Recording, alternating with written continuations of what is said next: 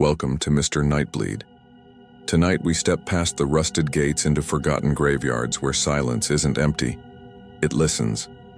These are 5 of the creepiest true stories from old cemeteries. Shadows that move without bodies, voices that whisper names they shouldn't know, and footsteps that follow when no one is there. This is a brand new channel, and my goal is 1,000 subscribers this month. But here's the strange part. Almost 90% of people who watch never subscribe. They just disappear into the dark. Don't be one of them. Hit that button now, because in this place, once you leave, you might not come back. Kill the lights. Mute the world. Let's begin.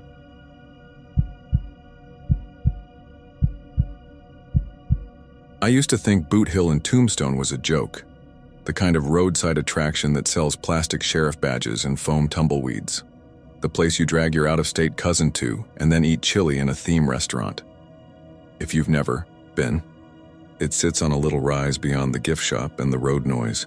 Brown desert pushing up against hundreds of white wooden markers and a scatter of old stones half swallowed by dirt. You can see the town from there if the heat isn't wiggling the air too much. The flat lines of the street and the bright awnings for staged gunfights. It's dry and honest and a little sad. That's how I remembered it from a trip years ago. When my cousin Mateo called and said he wanted to shoot some B-roll in southern Arizona for a little documentary, I said sure. I had the time, he had the camera. We both needed a break. We drove down in January after the holiday rush when the sky is big and colorless and the wind sneaks through seams in your clothes. Mateo had this idea for a short series about American graveyards that get turned into tourist draws. He wanted to film sunrise angles, get the way the light breaks over the markers. I was going to handle audio and hold reflectors and try not to trip over anything sacred. We got a cheap room at a motor court with doors that opened to the parking lot and a clerk named Kim who wore a wool hat even inside. She recommended the chili place just like I predicted. She also told us if we were set on filming at Boot Hill, we should talk to the caretaker first. He lives in the trailer past the gate, she said, sliding my key across the counter. He hates surprises and kids with Bluetooth speakers. He's nice otherwise, name's Earl. We stopped by the cemetery that afternoon. The gift shop was closed for winter hours. The gate creaked when I pushed it. Beyond it lay rows like a warped spreadsheet. Lester Moore, 4 slugs from a .44, no less, no more.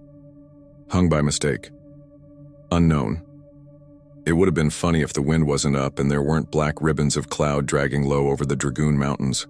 A garden of markers. A field of rocks. We walked quiet.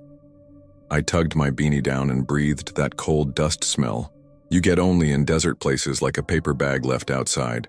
The trailer sat off to the right. A short walk down a gravel lane with 2 cottonwoods scratching their fingers together. We knocked. After a minute, a man in his late 60s opened the door with his shoulder, a heavy plaid shirt and a belt worn shiny where his buckle hit it. "You Earl?" Mateo asked. "We're shooting a little doc, non-commercial. We want permission to film sunrise and evening. We'll stay out of the way." He squinted at us, past us, then at the camera case. "You won't move stones, you won't step on mounds." It wasn't a question, but we both said no. He looked satisfied in the way of someone who wanted to. Be annoyed, but couldn't quite find the reason. "Name's Earl McKenna, 27 years. Winter you can get in about any time after 8 in the morning. Evening we locked the gate around 5. If you want dusk, you come to me and I'll open it. You'll leave it like you found it. That's the rule." "Thank you," I said. "We appreciate it." He hooked a thumb over his shoulder. "You boys, from TV?" "No," Mateo said. "Just YouTube. We'll credit you." "That mean anything?" Earl asked. I shrugged. He smiled at that. He had a heavy way of smiling, like each time was manual labor. "Come on then. I'll show you something so you know what you're pointing those lenses at." He walked us back through the gate. The wind pushed dry grass into a hiss. At the entrance, there's a stout wooden post on the left, scarred dark with age. Earl tapped it with his knuckle. "People ask what burned this. They think lightning or kids with a bic. It's not that. I've sanded it back twice and it comes through again. You hear a lot of old stories working out here. Most are beer. One or two aren't.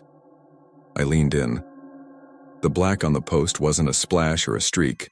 It was a shape, rounded at the heel end and flared where fingers might be, long and high on, the wood at a height no one could touch without a ladder. It didn't look drawn. The grain had bubbled a little under it like heat had kissed it fast and hot.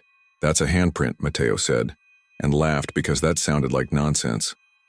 Earl didn't smile this time. In '78, there was a storm that rattled windows clean into town. Power out, phones out. Caretaker then was a man named Jennings.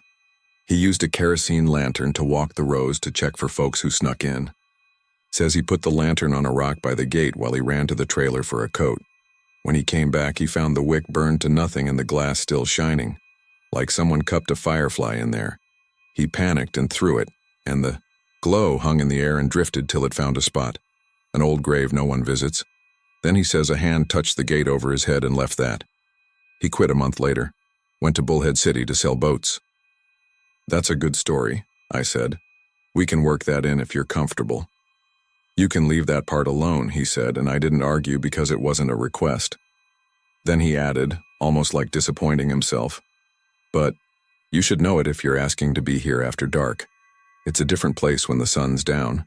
People smell like their perfumes and their work, and the wind smells like creosote and static, and sometimes the ground smells like it rained even when it didn't. I don't like a lantern in here. We promised we'd be careful." He stood there a second longer. "You boys hungry? Go get chili. Come back at 4:30, and if the sky's clear, I'll let you have an hour." Chili tasted good after the road. Kim at the motor court asked if we'd gotten Earl on our good side. "He saved a kid from a rattlesnake last year," she said. "Doesn't talk about it." She told us about the night watch deputy who checks on Earl sometimes, a woman named Salazar who grew up in Tombstone and never left. "She married a guy who runs the stagecoach rides," Kim said, laughing. "Everybody marries everybody here. Lot of names go back to mining days." The talk made me feel held in a small net, every knot touching every other knot. We weren't anonymous. I can't explain why that made me feel safer. Maybe because when people know your first name, they also know how to come looking if you don't come home. We were back at the cemetery by 4:20. Earl had a ring of keys and a mug of coffee. He unlocked the gate and let us in and left the padlock hanging. "You call if you have trouble," he said. "If I don't pick up, call the sheriffs. They'll send Salazar. She lives 5 minutes from here.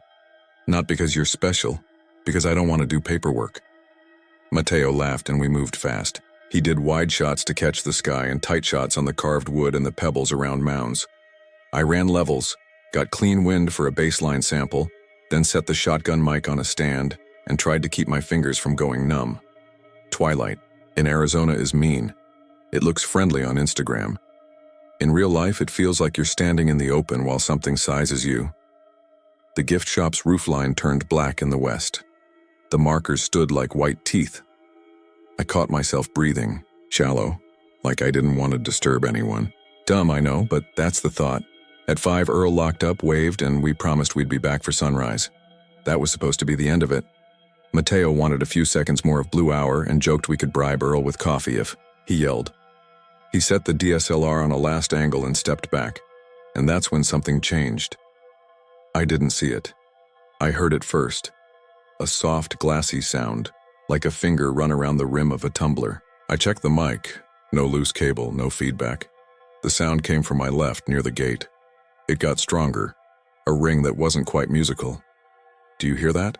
I asked. Mateo didn't look up. "We need 10 more seconds," he said. Then I smelled kerosene. You know it if you know it. A penny metal stink that catches behind your nose. I turned and saw a shape tucked against the base of the gatepost, a squat glass lantern I swore I hadn't seen a minute earlier. There was a hard shadow under it, even in low light. The flame inside was down to a pepper seed shivering, and as I watched it bent sideways and winked out. I waited in that held breath you do when your brain expects darkness. The glass stayed bright. Not white, not phone LED blue. It was the sort of yellow your eyes remember from sleeping porches or your grandfather's workshop bench, warm and patient. The wick was a black curl. The glow wasn't reflecting anything, it was just there. "Mateo," I said. "Hey, hey." He turned and saw it and said a word he doesn't say around his mother. Then he did what people like us do, which is aim the camera before doing anything else. He grabbed focus. He backed up a step, then forward. "The wick's gone," he said, voicing the obvious because you do that when your head needs anchoring. "How is it?" The glow drifted. That's the only verb I have. The lantern didn't move. The glass bright stayed where it was, like a small sun hung in front of it, and it rose a handful of inches and slid sideways, smooth as if someone carried it by the handle, except there was no handle and no someone.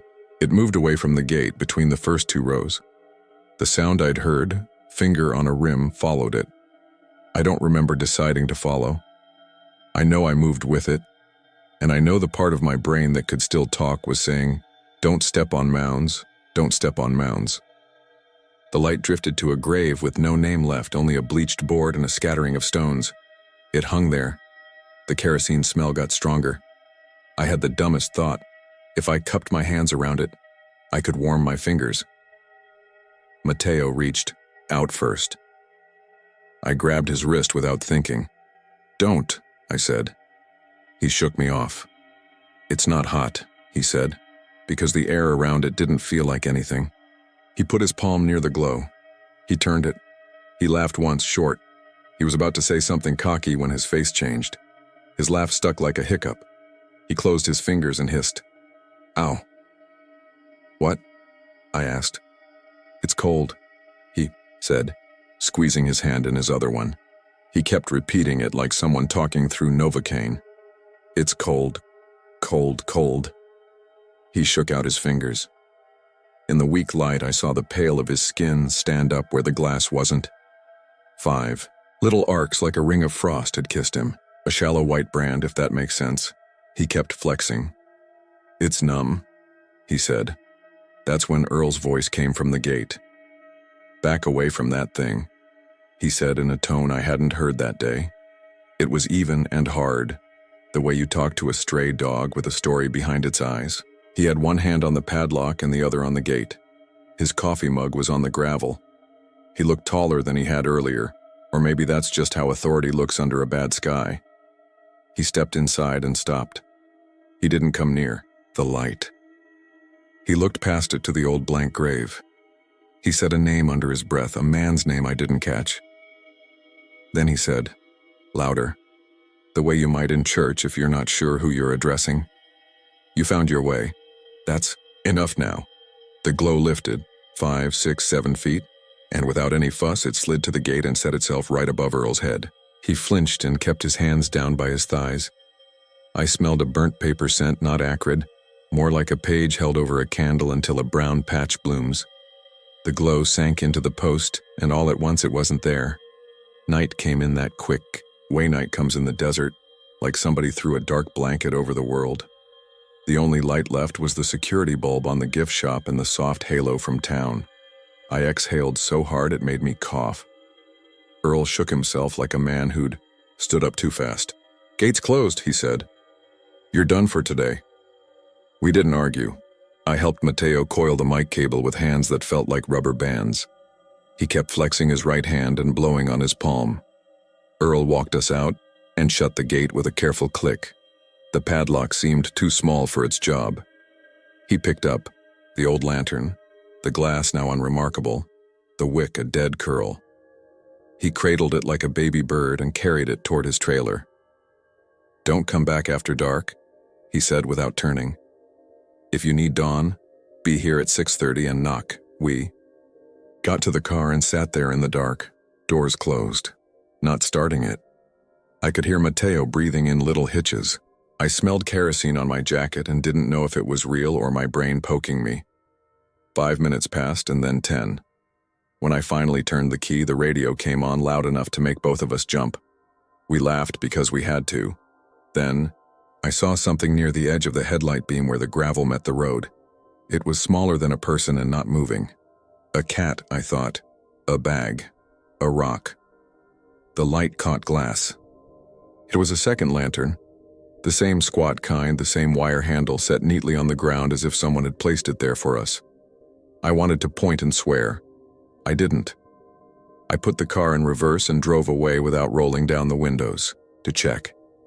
Fear is a muscle you don't know you have until it locks. Back at the motor court, Kim looked up from a true crime video on her phone and said nothing about our faces. I hope that meant we looked normal. In the room, Mateo held his hand up to the light.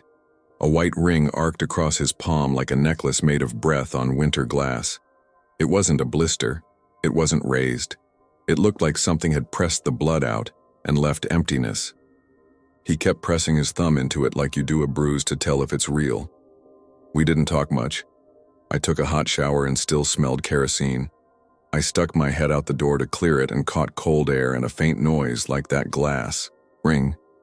It stopped when I focused on it, the way an itch hides when you want to scratch. Around 10 there was a knock. 3 firm raps, the kind you answer even when you don't want to.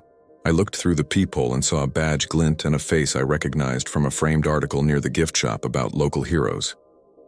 Deputy Salazar was a small woman in a bulky jacket with her hair in a tight braid. Her hands were bare in the cold. She had that solid look some people carry that tells you they're very tired and still very capable. "I got a call to check in," she said when I opened the door. "Earl said you saw something. I don't need to know what. We just like to keep people on a schedule." She said it dry like a joke, but her eyes drifted past me to where our gear lay on the bed. "You come back in the morning. Don't go back tonight." "Okay? Okay," I said. Mateo held up his hand. "Do you think frostbite looks like this?" She stepped in and angled his palm to the room light. "Looks like you grabbed a flagpole on a dare," she said. "You lose more than your pride when you do that. Keep it warm. If you can't feel it in an hour, go to the urgent care. I mean that." She left us with that and her card tucked under the room key on the table. I pretended to watch TV. Mateo pretended to sleep. At midnight, something tapped the window glass. Not hard, not repeated, just one polite knock. I didn't go look. Sometimes the right choice is surrender. We slept in shards that night and woke in a bowl of dry silence. Dawn made the cemetery plain again. Earl let us in without comment. He looked older in the morning, less like a watchman, and more like a man who had already lost a lot of arguments and learned to be graceful about it. We filmed until the light got thin. We said our thank yous and walked the rows one more time to say goodbye like we were leaving, a party early. At the gate, I touched the black mark on the post. It was rough like glazed clay. I tried to guess the height. 7.5 feet? 8? Too high for Earl even if he stood on his toes. There were faint edges at the fingertips like it had been pressed hard. We drove home that afternoon. The desert slid by. We didn't talk about the lantern because it felt childish to bring it up in daylight. Then near Benson, we both said, "Do you smell that?" at the same time. It was kerosene, and it hung in the car for 5 minutes and then left, like a passenger who realized they'd boarded the wrong bus. A week later, back in Phoenix, Mateo texted me a photo of his hand. The white ring had faded to a thin crescent. "Feels like I slept on it," he wrote. "Also, this is going to sound stupid, but my porch light won't shut off. Switch is off. Bulb is on dim. Any ideas?" I told him to check the wiring. I told him to buy a new fixture. I didn't tell him that 3 nights before I'd woken to the smell of kerosene so strong I went room to room looking for a leak. I live in an apartment. The only thing that runs is the fridge. I opened the freezer until the cold cut the smell. 2 weeks after that, the motor court clerk called me. It was a number I didn't expect to see. I answered and heard Kim say, "Earl passed yesterday. Heart." It was quiet. She said it flat, like she was telling me the weather.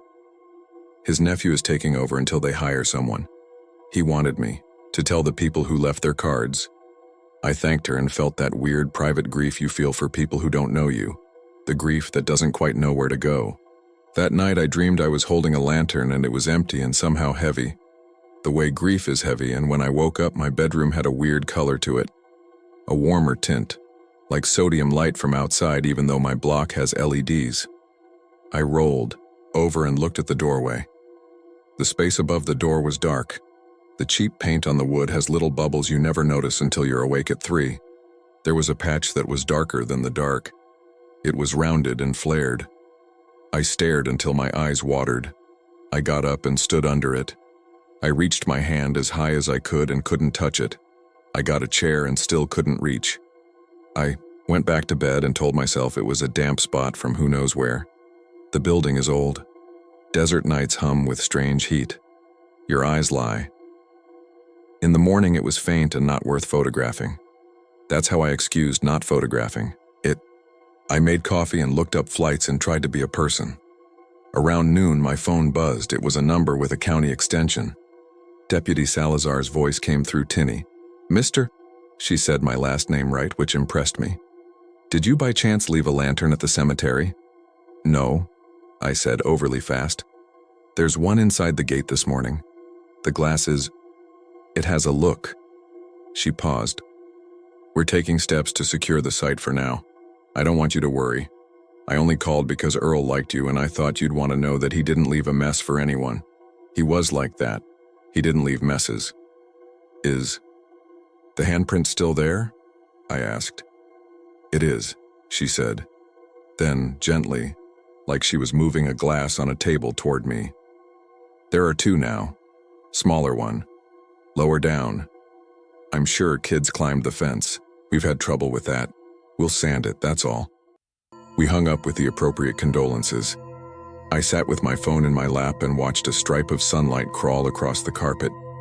When it reached the leg of my chair, a line of light shot up the wall, and for a second it looked like glass catching fire from the inside. I blinked, and it was only a reflection from a picture frame exactly where it always is, exactly as harmless. I've gotten good at explaining things to myself. Mateo's porch light did finally go out. He texted me a thumbs up and a photo of his hand with only a ghost of the crescent left. He also said his neighbor complained about a smell in the stairwell. "Like gasoline but sweeter," the text read. "Any idea what that is?" I typed a long explanation about solvents used by maintenance, then erased it and said, "Probably someone spilled lamp oil." He wrote, "Who uses lamp oil?" And I said, "Tombstone reenactors," and we laughed over text like cousins do. When something is actually not funny. A month passed. Work got busy. I recorded some scratch narration for Mateo's doc. We decided not to use anything from after sunset. We agreed without saying it that the daytime footage was prettier anyway. We put Earl in the credits because it felt right. I mailed the motor court a thank you note because I'm that kind of person and because doing polite things gives your hands a job when your head is chewing its own tail. I wish the story ended there. I wish I could say it was the power of suggestion and a caretaker with a knack for local color. But last Thursday, long after midnight, 3 knocks came on my door. Firm, polite, evenly spaced, exactly like the first night. I got up and looked through the peephole and saw no one and saw a late-night strip of hallway with the exit sign at the far end blinking slow. The knocks came again while I was looking. This time from up near the top edge of the door, not where a hand would hit, but where a tall man with a long reach might have tapped to be funny. I didn't open it. I stood there for a full minute, my forehead on the cold wood. When I finally stepped back, a smell came under the door like a neighbor had spilled a bottle in the hall. Kerosene is a simple smell. It finds you. I slept with the lamp on. When I woke, there was a smudge above the door the color of tea. A shape that could have been a trick of dust or any other harmless thing. I've decided not to measure it. I've decided not to sand it. This is the part where I tell you not to go to Boot Hill at night, like that will matter. If you do go, you'll probably get sunburned and buy a sticker and nothing else will happen. You'll smell dust and old flowers and the city fading out behind you. You'll see Earl's trailer and an old man you don't know sitting out front, who is not Earl at all, and you'll feel the smallness of your life against the size of the sky. And that will be the only haunting. But if someone offers you a lantern, if you catch the penny metal scent when there's no reason for it, if you hear that friendly glass ring in a place that should only make wind noises, set the lantern down. Do not touch the light. Walk away, slow the way you would walk away from a strange dog. talking low so it knows you're friendly, and don't insult whatever it is by running. The glow is patient. It will find what it's looking for whether you help it or not. I didn't keep anything from Tombstone. No rocks, no receipts, no silly t-shirt. I've turned my porch light off every night this week and watched it out of the corner of my eye like it might change its mind.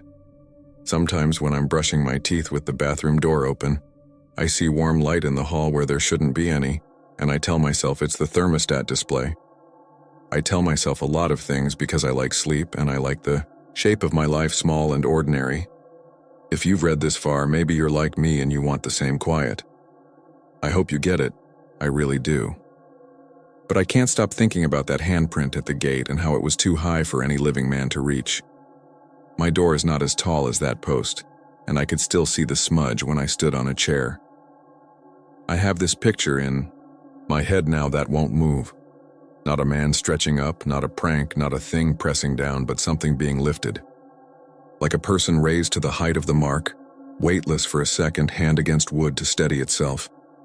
In my picture, there's no rope, no gallows, nothing at all to hold them. There's only the glow, and it's under the hand, and it's bright enough to show every line in the palm. When the picture comes, I smell kerosene. It goes away if I turn on every light in the apartment at once. I told myself I wouldn't write this. Then the knocks came again, and the third one made the lamp flicker. I'm posting this because telling is sometimes the only thing that lets you sleep. Tomorrow I'll paint over the smudge.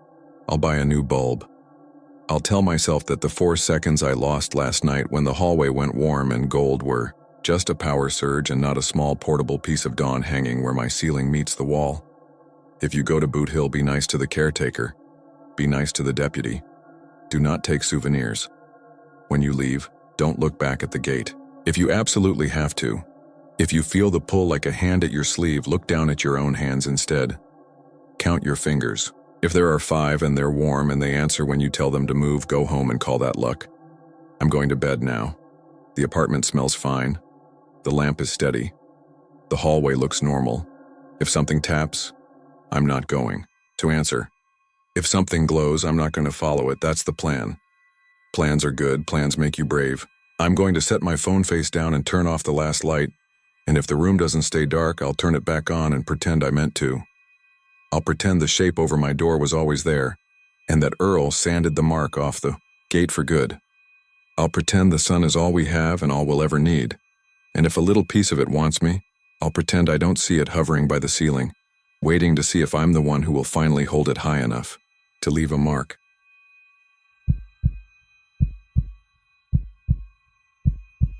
I'm going to tell this as plainly as I can, because that's the only way it makes sense in my head.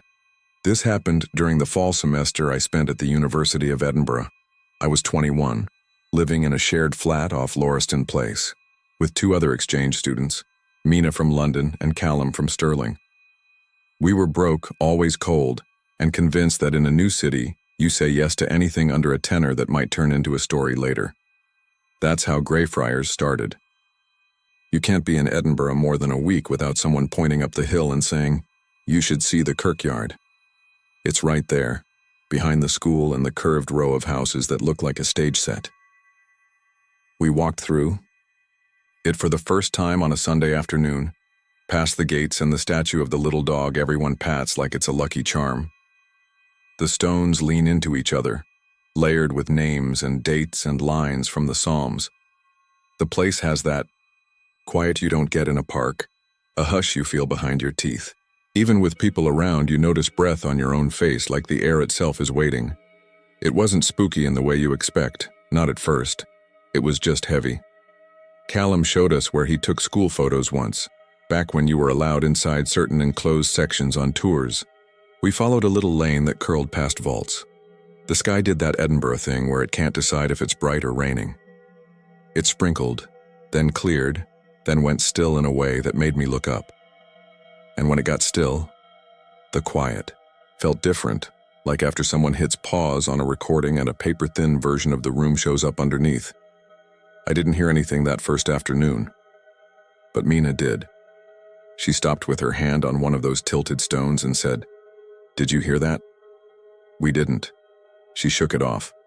We got coffee on Candlemaker Row and fed a few chips to a gull that looked like it wanted a fight.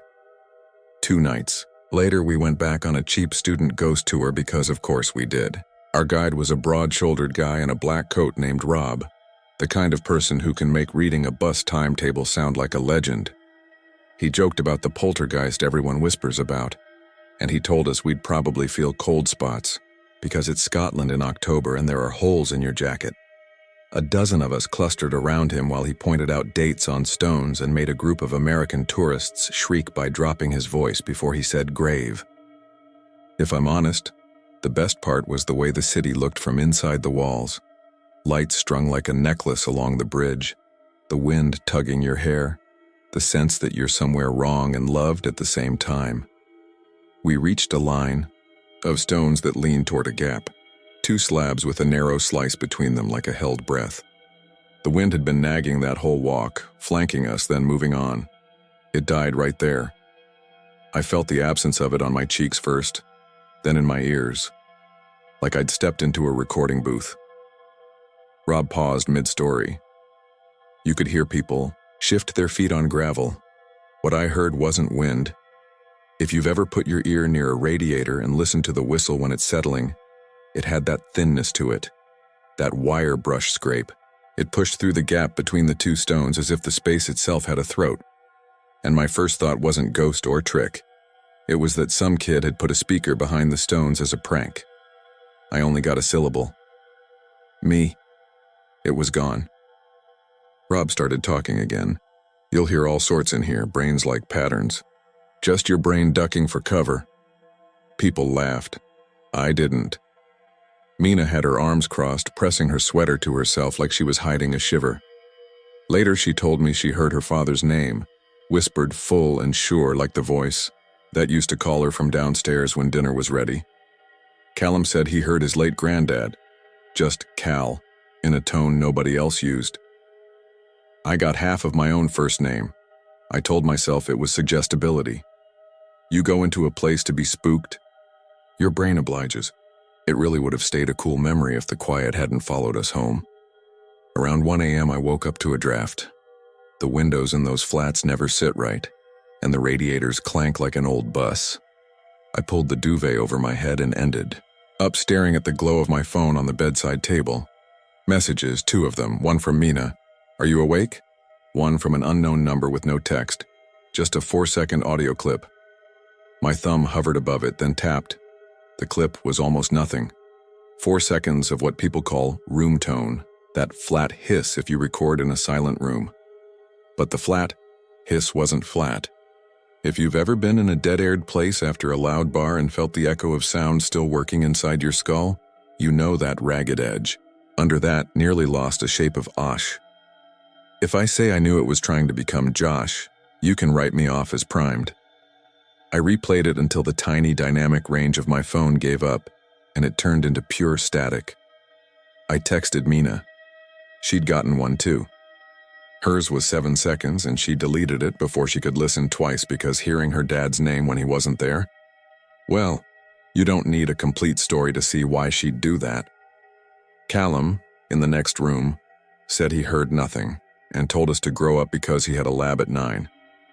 The next day, the city was washed clean by wind, the kind that makes the flag on the castle stand out like a statement. I told myself it would feel stupid if I didn't go back, like flinching from a joke. Mina insisted she wasn't going anywhere near it, then showed up at the door with a knit hat and a hot water bottle stuffed under her coat like a contraband pet. 15 minutes, she said. We stand in daytime and laugh at ourselves and go home. We went in by the side gate where the stone steps make your legs ache in some old hereditary way. A tourist map was peeking out of someone's pocket. A school group trailed a teacher who used the voice you use to keep small kids away from the edge of cliffs. We cut left and found the 2 tilted stones again. The wind, which had been sitting on my shoulders all morning, took a break. If you want a test to make sense of what happened, we tried one. We split and walked past at different distances, one at a time, then all together, then with our ears covered, then with eyes closed as if that would change anything. I heard my sister's name that time, not the shortened version she uses now, But the way my mom said it when she was little and refused to come out from behind the living room curtains, I felt the word on my molars like a tiny vibration. Not loud at all. Just precise. When we compared notes, Mina had heard her father again. Her voice went flat with it. "That's enough," she said. "It's a trick in a city that sells tricks. Let's get a scone and pretend we didn't buy in." We were halfway to the gate when a dog planted itself in our path. Medium-sized collie, perfect for Edinburgh, damp and smug. It wasn't threatening, it just wouldn't pass. The stones. You know how dogs lean back without looking like they're pulling? That stance. The owner tugged, sighing about silly animals, and then, this is a small thing but I think about it a lot, the dog's ears pricked toward the gap, and its mouth opened in a silent pant, and it planted its front paws wider like it was bracing. It wouldn't go until the owner gave up and circled the long way. It should have stopped there. Everyone I tell this to gets upset with me at this part. Because of course, I went back alone. The third time was a week later. A cold front had come through and the air had that smell like pennies and rain. Classes were stacked with deadlines. I needed something that wasn't my own head. I told Callum I was going to Tesco. I walked uphill instead. It was just after sundown when I stepped through the gate. You know how streetlights come on in patches, like parts of the city realize it's night before the others do? That was how the kirkyard looked. Pockets of light and then sections of real dark, not dangerous, just not interested in human eyes. I wasn't there for ghosts. I wanted to prove to myself that it was acoustics. Two stones at a particular angle, whistling when the air pressure dropped. Something simple and describable that I could put a name on and keep in a jar. I took my phone out and opened the voice memo app. I don't know much about audio, but I knew if I held it steady, I might catch something to play for myself later and hear how dumb it was. The memorial stones looked like teeth. I walked to the gap. The wind thinned, and I felt the absence of it on the hair on my arms, which didn't make sense because I was wearing a coat.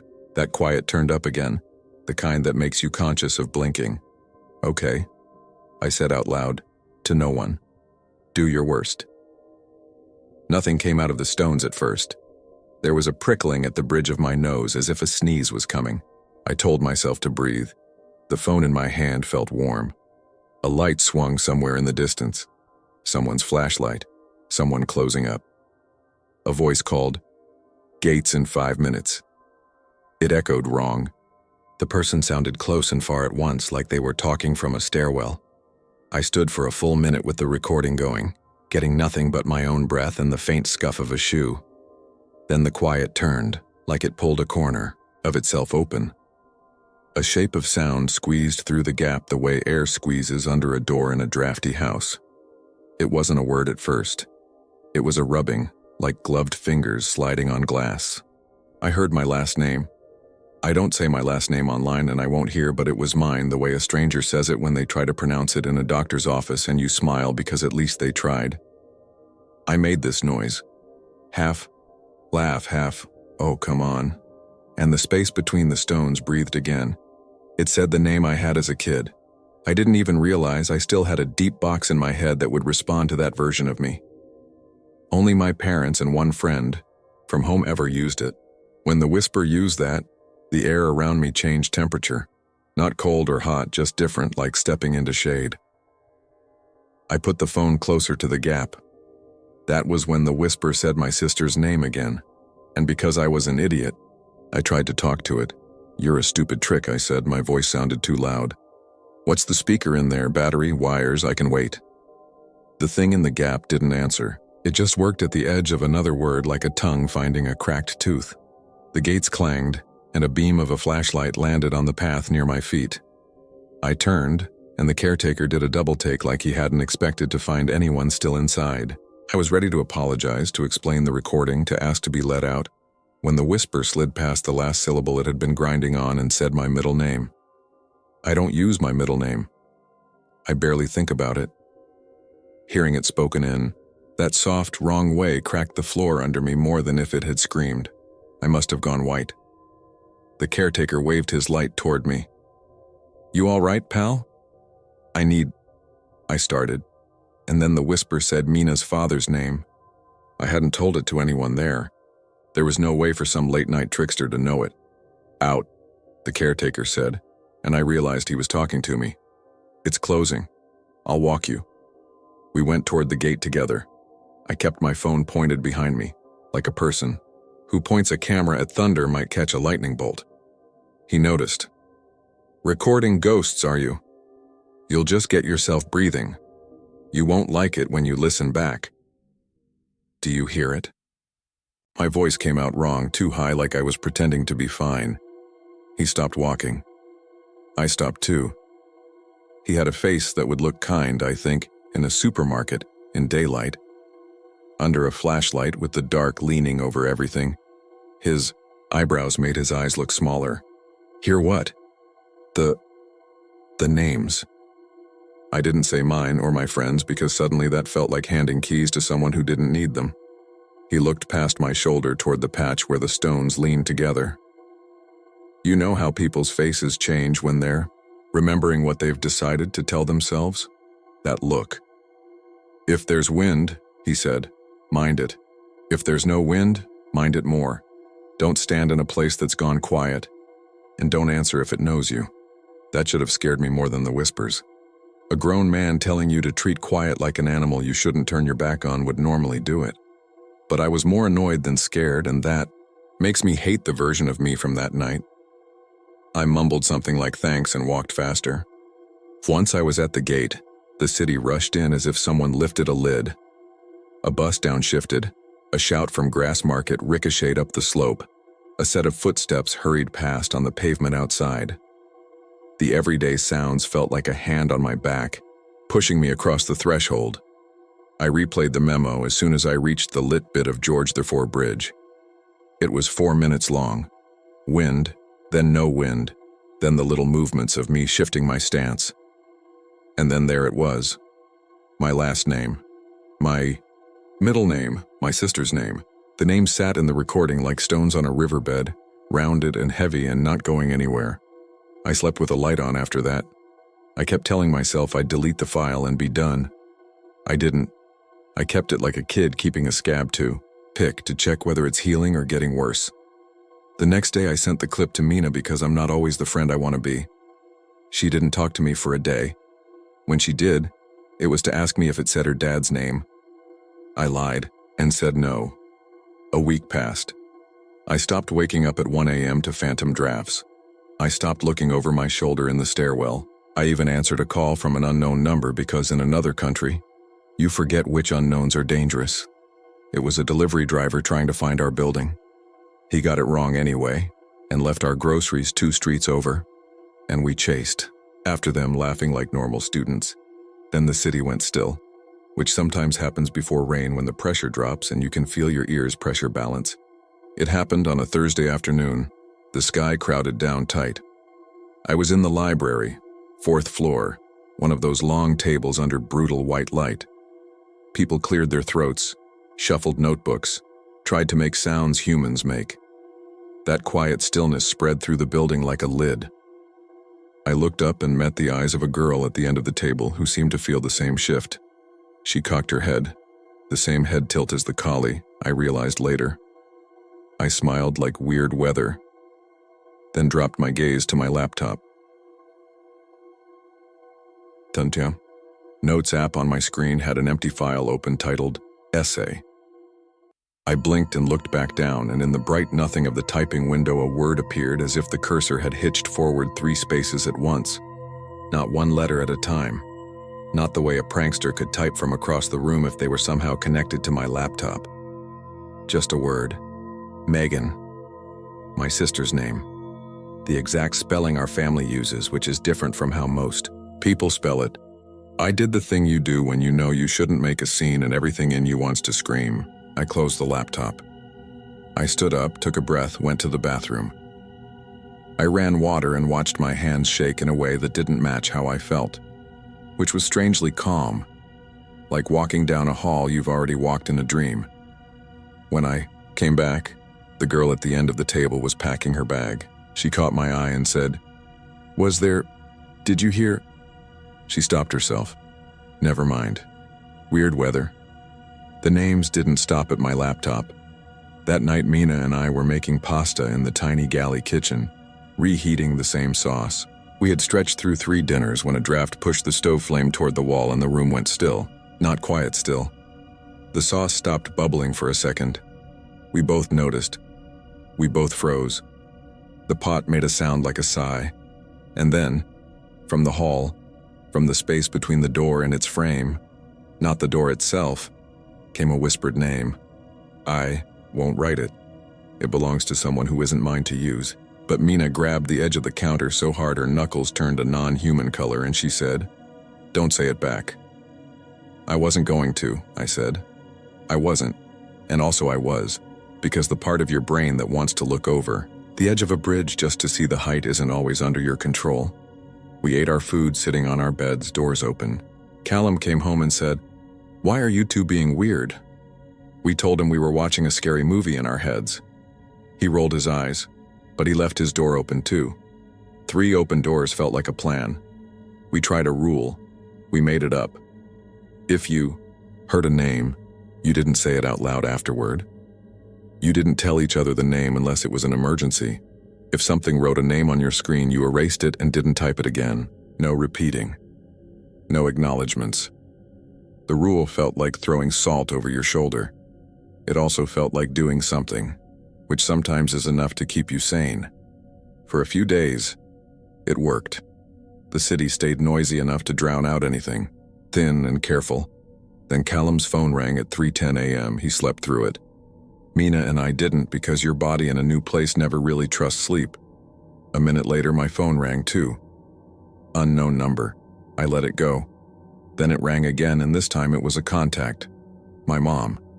The time back home made that impossible. I answered fast, heart up in my throat. There was a tiny pause, the kind you get with bad connections. Then soft room noise. Then my full name, spoken like a roll call. I said "Mom," and the call dropped. I called her back. She was asleep. I woke her. She told me the phone hadn't moved from her nightstand, and we spent the next 5 minutes saying it must have been a glitch, even though glitches don't usually whisper middle names. On Saturday, we decided to out-stubborn it. That's not the phrase we used. We dressed like we were going to the grocery store and walked to the kirkyard at noon, bright enough that the color drained back into everyone's faces. We brought paper and pens like idiot ghost hunters. "We'll write what we hear," Mina said, daring the place to behave like an experiment. "We'll see if it matches." We stood by the 2 stones, not quite close, not quite far, and waited. Families wandered. Tourists followed umbrellas. A tall guy in a scarf took pictures with an old-looking camera that made a satisfying click. A group of Korean tourists moved as a polite clump and smiled at everything. The dog statue down the street probably took 30 pictures on its own in the same hour if statues had counters, and then the air softened. You only know what that means if you've been somewhere that does it. It felt like someone lined a box with velvet and set it over us. There wasn't silence. There was less. The edges of sounds rounded off. The city leaned back. I put my phone on airplane mode and started a timer because it felt official. Mina stared at the gap. Callum pretended not to care and failed, which is still caring. The whisper that came through was steady, like someone practicing scales. It didn't say my name. It didn't say Mina's father. It said a name I knew from a freshman year news story. Someone from our high school who had died the year before I graduated. Someone I hadn't thought about in years. At the exact same moment, Mina scribbled on her paper. Callum frowned, not writing. We compared notes after a minute. Mina had written her boyfriend's name. Callum, nothing. It said mine, I told him. He shrugged. "Maybe it doesn't have your number," I said, trying to make it a joke. He didn't laugh. We stayed longer than we should have. The whispers tried names like keys in a lock. Some slid in wrong and you felt nothing. Some hit. You know when a word lands inside you and your body recognizes more than just vowels? That. I tried the rule I had, the salt over shoulder rule. I didn't say any of them back. I didn't write them again after the first minute. I took a photo of the two stones because I needed something normal to look at later and tell myself this was just a place with rocks and names of strangers. In the photo, later that night, the gap between the stones looked too dark, too neat, like someone had drawn it with a marker. I deleted the photo and then hated myself and then told myself I was allowed to want less of this. The last time, the worst time, began when I made another mistake and stayed after closing. I didn't mean to.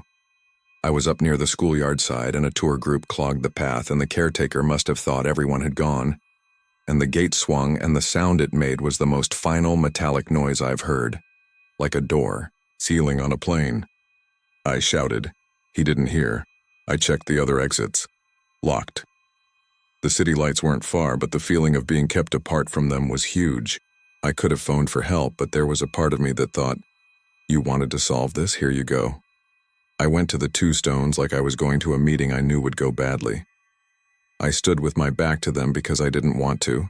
Watch the gap in case watching mattered. The quiet slid over me without moving the air. That's the best I can do to describe it. It felt like dropping into a swimming pool and hanging just below the surface. I could hear the city, but filtered. A siren went by and sounded like a toy siren. The whisper spoke my last name, middle name, first name, in the wrong order. It said Mina's father's name. It said the name of the girl from the library, I swear it did. The one I'd only seen once and didn't know. The one who'd asked about the weather and had that collie tilt to her head. I nearly turned around to look to see if she was there, as if it were just a friend messing with me. Then the whisper said my full legal name, the one that exists on the passport you keep too deep in a drawer, and I moved. I turned because I couldn't not. There were no speakers, there were no wires. There were two slabs of carved stone leaning with a narrow, unremarkable gap that a mouse could use. And there was a feeling coming out of that gap like someone breathing steadily through a straw. Not a human breath. A breath that had worn the habit of names smooth from practice. A shape flicked through my peripheral vision. I thought it was a person, a late tour, a caretaker come back. It wasn't. It was the absence of a person. I don't know how else to say it. You know how your brain edits out the blind spot, and you never notice it until someone does that stupid demo with the dot on paper. Imagine a tall person-shaped absence stepping where it wanted and your brain doing its best to paint it with the background and failing. I felt wet wind on one side of my face where there was no wind and smelled the iron smell of rain that hadn't fallen yet. The whisper said, close enough to feel as much as hear. Look. I kept my eyes down. That was the only rule that came. To me that felt like it mattered. When you're at the beach and you know if you turn your back on the wave you'll get knocked over, you face it. This felt like the clockwork opposite of that. I decided if it wanted me to look, that was exactly what I wouldn't give it. Let me out, I said, my voice trembled. I'll go, I won't come back, I'll delete the file. There was no reply. There was a sense of something large deciding how much of me I was, like it could say my name enough times to rearrange me into something that fit into the gap. I took a step backward, keeping the stones at the edge of my vision. Another step. I hit my shin on a low wall and nearly swore. And then I did swear because feeling the real ache of a shin on stone yanked me back into my body. Pain is a beautiful anchor. I recommend it. I pulled my phone out and because I am either brave or dumb, I started playing the memo to drown out whatever the place had for me. It wasn't a great plan, but it gave me something to aim at. The tinny version of my own breath and the earlier whispers naming me like I'm a list. I walked toward the gate with that recording playing in my jacket pocket like armor. The caretaker appeared like a ship coming around a headland. Flashlight first, then body. What are you doing? He asked, and it was the exasperation of a man who has said closing time and had a boy choose to be an idiot. He let me out and didn't say more. Neither did I. We stood under the streetlight like people who had met at a bus stop and decided not to speak because the night had already said enough. I deleted the memo that night. I deleted the photos. I emptied the trash folder. I thought about throwing my phone into the canal and then remembered there are no canals there and also that I couldn't afford to replace it. I slept with the radio on quietly because human voices, even the dumb ones reading ads, made me feel tethered. Month later, When we were packing to leave the flat for winter break, I found a notebook under the couch when I was fishing for a lost fork. Spiral bound, cheap, the kind you buy in a 3-pack. The cover had water damage. The first pages were lecture notes in the loopy handwriting of someone who takes notes the way teachers tell you to take notes. About halfway through, the handwriting changed. It got tighter, then more frantic. The margins filled up. Names, dozens and dozens of names, some with dates next to them, some with little underlines, some scratched hard enough to tear the paper. I recognized two. One was the girl from the library, which made no sense, and one was a classmate from my freshman year I hadn't said out loud in years. There was a date next to hers that was wrong by 2 years, like the person writing didn't care about accuracy or time. I looked up and found Mina watching me at the door. She didn't ask, I didn't offer. I slid the notebook onto the pile for the charity shop and walked away. I had a dream the night before I flew home. In it, there was no wind on a high hill. The city curled around the base like a cat. The gap between 2 stones opened and opened, until it was a doorway, and the doorway was my front door back home. And instead of a doorknob, there was a piece of paper with my name typed neatly in the center in the font universities use on diplomas. I woke with the taste of iron in my mouth and the radio announcing the early morning weather. And I wanted to cry with relief because people were saying things that weren't my name. I don't have an ending. Not really. That's the part I think is going to frustrate anyone who wants a neat story box. I don't know what happens if you say your name back. I don't know what happens if you take chalk and write a new name on a stone and see if it learns it. I don't know who owned the notebook before it slid under our couch and filled its margins with the roll call of a place. I could tell you that now and then. When I'm in a quiet kitchen late at night and the fridge hum gums up the edges of sound, I hear the shape of a syllable in the space between the door and its frame. I don't say anything back. The rule is, the only gift I brought home from that city, don't answer if it knows you. We had a little group chat for Erasmus students that year. People kept it going for a while after we scattered. Folks shared photos of the castle in snow and the way the light looks flat and blue over the meadows in January. A month after I left, someone posted a link to a campus forum thread about a diary found in a dorm room during end-of-term cleaning.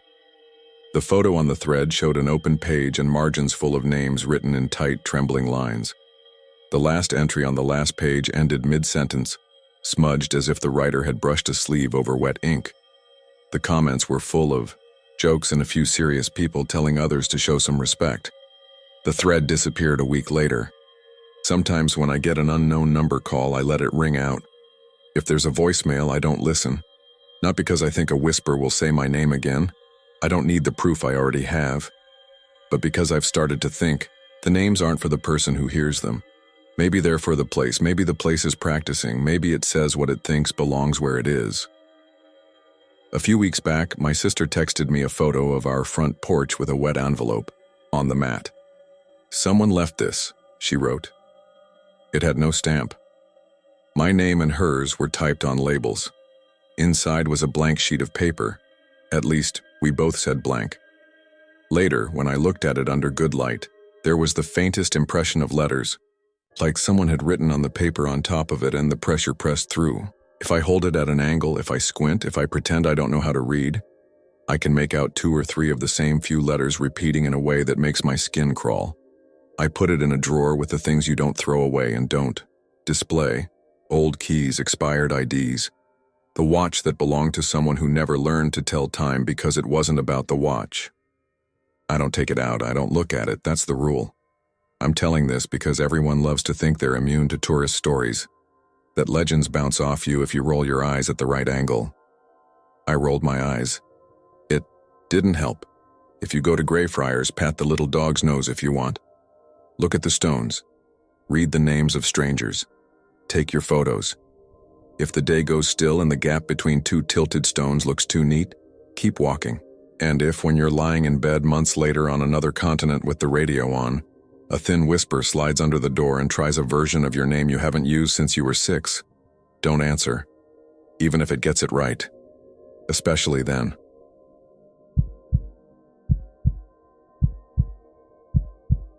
I was 24 the summer the ground opened at Oakwood. If you've never lived through a Texas August, think of a hairdryer pointed straight at your face from sunrise to way past midnight. Our town sat between a feed mill and a slow river that was more sandbar than water by then. Oakwood Cemetery was on a slight rise behind a row of shotgun houses with thin porches and boxed-in crawl spaces, the kind of houses where you hang a swing from eye bolts and hope the studs don't split. The dirt in the cemetery was a hard mix of clay and chalk, caliche, that fractures when the heat drags on too long. The cracks start like pencil lines, then widen to something you could lose your keys in. By August, every path was a jigsaw.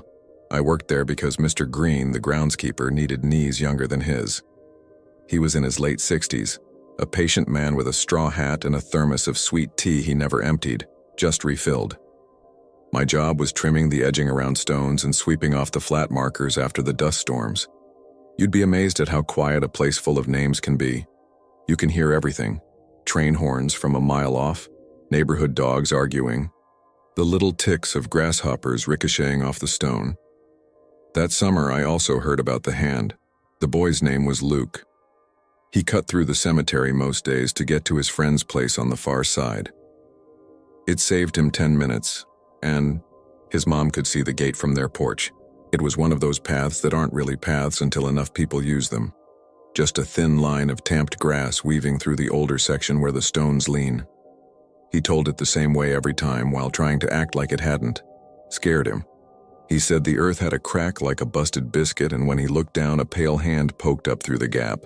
He said it didn't grab, didn't move, didn't make a sound. It was just there, palm up, fingers dusty like someone waiting to be helped up. He ran.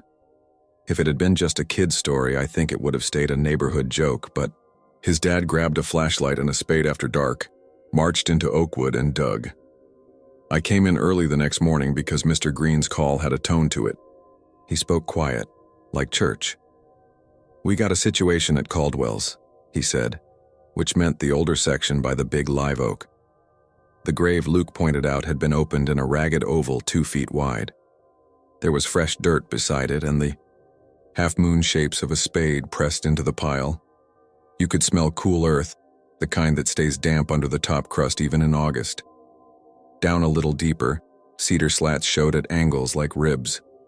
One slat was split, and through the split, I could see the coffin's interior lining, shredded fabric clinging to splinters. The lid had been broken from the inside. The space beyond was dark and empty. Sheriff's deputies showed up, then left, because there wasn't much to charge anybody with besides trespass and bad judgment. Mr. Green cussed under his breath while we started putting the soil back, and every shovel made a hollow sound as it hit air pockets. He kept saying the same thing. That box should have been solid. I asked if it was possible the cemetery had exhumed someone long ago and just left the coffin. "We keep records," he said. He brought me to the tiny office where the AC groaned like a tired man and pulled out the big ledger, the one that never left that desk. Annie Mae Caldwell, died 1901. Age, 5 months. Plot 14B. A note from 1974 said, "Reinterred to family lot per request. Infant remains minimal. Coffin compromised during removal." In pencil, different handwriting, there was another note I'd never noticed before. Box returned to Phil. No initials. Luke's dad, Javier, didn't apologize to Mr. Green. He stood on his porch across the chain-link fence that backed up to Oakwood and said he dug because his son couldn't sleep. He saw something, he said, jaw tight. I needed to show him there was nothing there. His wife, Emma, kept a hand on Luke's shoulder. The porch swing next to them hung still. It had that lazy sway every swing has, the little drift. That tells you the air is moving even when it feels dead. They said the swing had been creaking at exactly 12 every night since the hand. You'd be asleep and it would start up. Cree, e, pause, cree, e, like a long breath that kept time. The crazy part was nobody sat in it. They'd look through the screen and the seat would be dragging rhythm against the hooks. Emma said she got up and held it still with both hands one night, and the sound kept going for 2 more minutes. A ghost of a creak you could feel in your teeth more than you could hear. She was embarrassed saying it. "We aren't those people," she said, meaning the kind who make trouble. "We just want to sleep." I told them the soil shifts, that air pockets settle and boards move. It's not a lie. In heat like that, wood dries to a tighter grain. Chains sing when a truck passes. Shrinkage and sound. But that same day, I went back to the grave with Mr. Green and noticed something that didn't fit any of the easy answers. 5 parallel furrows marred the fresh dirt we'd tamped. They were shallow, not even 1/8 of an inch deep, and straight as comb marks, running from the broken coffin slat toward the path. They stopped before the edge like whatever made them lifted. Raccoon? Maybe. An animal would leave prints, though. These were just lines, tight together, evenly spaced. When you spend your days among stones, you start paying attention to small things. I found a blue glass marble half buried near the Caldwell grave, still shiny where the dirt hadn't dulled. It was the kind with a suspended swirl inside, the kind I used to trade in grade school. It looked new because glass doesn't age like we do, but the dirt packed around it was solid, like it had been there a long time. I wiped it clean with my shirt and put it on the ledger shelf next to the stapler. Mr. Green saw me do it and frowned, like I'd broken a rule I didn't know. He didn't say anything. That night the swing creaked. I heard it from the office of all places because the window was open to catch whatever air the AC wasn't providing. The sound carried over the chain-link fence and through the heat like a metronome. Pause, E. I walked out with a flashlight and crossed the lane. A neighbor 2 houses down sat smoking, eyes on the swing. "Started at 12:03, he said. "It's that exact, like the news." I reached for the swing and wrapped my hand around the chain. The steel links vibrated against my palm, a faint, steady hum like a refrigerator. When I let go, the sound stayed. I crouched and looked beneath the seat. The porch boards had a thin film of dust worked into an arc just under where the seat would sweep. I could see a spot rubbed shinier than the rest, like something had been grazing that same place night after night, wearing the dust into a track. We tried normal explanations. Javier tied the swing down with picture wire. At midnight, the wire sang like a plucked string and the sound came anyway, the same patient rhythm.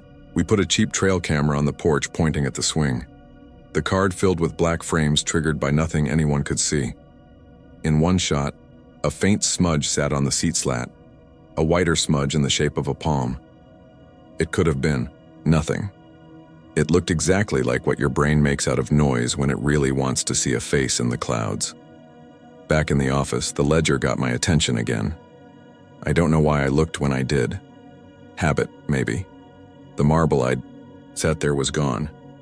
In its place was a thin piece of cedar the size of a bookmark. It had 2 old square nails through it, hammered from the wrong side as if whatever built it didn't plan on those nails being visible. The wood smelled like closets and the sweet tang of old chests. Along one edge, 5 short scratches ran parallel, close together. They weren't neat. They crossed each other at little angles like someone had dragged tiny nails across it in a hurry, over and over, trying to get purchase. I went to Mr. Green with the cedar strip in my hand. He didn't touch it. He told me something I hadn't wanted to consider. "People think cemeteries are still," he said, "but they move. Not the stones, the ground. We backfill, we tamp, we water. Air finds a way even in clay. It travels under like a thought. It moves from low to high, from cool to warm. I don't know why that seems important right now, but it does." Then he told me about the note in pencil. Box returned to Phil, and the family request from 1974. "They couldn't pay," he said softly. "We did what we could. Sometimes the box goes back without much in it. The ground is a stingy keeper. You think you took everything, it keeps a piece." Saturday night, Emma asked me to sit on their porch with them because Javier was ready to sleep through it and see if it stopped. She brought out a fan that did nothing but push warm air around and a pitcher of water that tasted like the hose. Luke sat cross-legged with his back to the wall like the swing was a movie he wasn't sure he wanted to watch. The neighborhood had that strange late-night feel where the daytime noise had all turned in, and everything left was far away. The Whataburger sign on the highway pulsed orange through the trees like an eye opening and closing. Somewhere, a radio played a slow song in Spanish. The Cricket's pulse had a soft engine sound under it. Around 11:58, a wind that wasn't a wind moved across the porch. It was like cold air slithering out from under a door. The hairs on my forearms lifted. At 12:03, the swing began. I held the chain. It shivered like something alive. Javier had left the wire in place, twisted tight around the right-hand arm. The wire creaked with the motion, even though the seat didn't move more than a fraction of an inch. I could feel vibration in the wood of the seat as if weight settled and then eased off. The smell came then.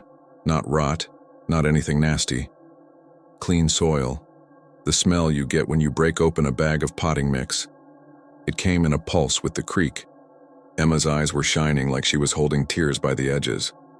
"She keeps making that sound," she whispered. And I didn't ask her who she meant because sometimes our mouths choose a person before our brains do. When it stopped, the night felt empty like after a train passes. We kept listening for something that wasn't there. That's when the scratch started under the porch. I didn't hear it at first. Luke did. His head snapped to the floorboards, then to the lattice that blocked off the crawl space. It was a thin scrape, the kind a stick makes when you drag it across dry dirt. It moved slowly like a slug traveling. I got on my stomach and peered through the lattice diamonds with my flashlight. The space under their porch was a foot high in the front, tapering to nothing at the back where the ground rose. The dirt was cracked in a map of lines that ran toward the house, then split into smaller lines and smaller again, like a river losing itself into marsh. In the beam, something pale drew a curved track across one of those lines. It could have been a root. It could have been a pale grub. It could have been my eyes. The track ended under the swing. The smell of dirt grew stronger and then it was gone. The next morning, Oakwood had a new scar. The Caldwell grave we had filled was slumped again, not as much as before, but enough to show a lip where our tamping had been. At the edge of that lip, 5 shallow lines pointed toward the fence. They weren't deep enough to cast a shadow, but I could see them when I crouched and held my phone sideways along the ground to catch the angle. When I pressed my own fingers in beside them, my hand was bigger. The lines were closer together than mine. I couldn't make my hand do what those lines did without feeling like I was forcing it to be smaller. We set a live trap at Oakwood that night in case an armadillo had moved in. The trap gate was up in the morning and the bait was gone, but the cage was empty. The bait was a can of sardines and oil. The can lay licked clean outside the cage, oil making a dark stain in the dust. There were no prints. The metal floor of the cage had a chalky hand-shaped patch where the dust that had settled on it had been wiped in 5 sweeps. I went to the county records office because the ledger was now less of a ledger and more of a nerve.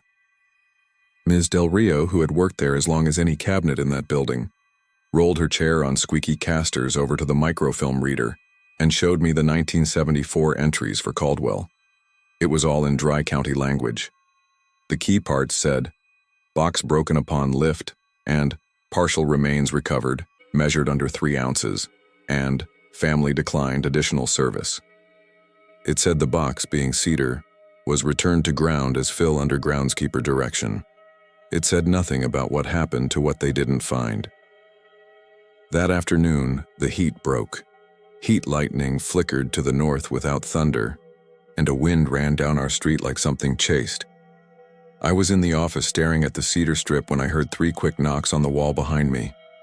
It wasn't the door, I checked. It wasn't someone carrying a ladder against the wood, it was inside the wall. The knocks traveled, 3 quick ticks, then 3 more, then 3 in a row, moving from behind the file cabinet to under the way, window to the floor by my foot. If you've heard termites, this wasn't that. It sounded like tapping from the other side. I froze with my hand on the desk and waited. When it stopped, I stood and saw my fingers had pressed the cedar strip, hard enough to make tiny half-moons in the skin. I didn't tell Mr. Green about the tapping because it felt like admitting something you can't take back. Instead, I told him I wanted to try watering the Caldwell grave to settle the air voids. The city's got restrictions, he said, and I said I'd bring a hose from my place and do it at night. He looked at me a long time and said, "If you're going to do it, Do it before midnight. I ran the hose low so the water wouldn't cut channels and walked it around in a slow circle.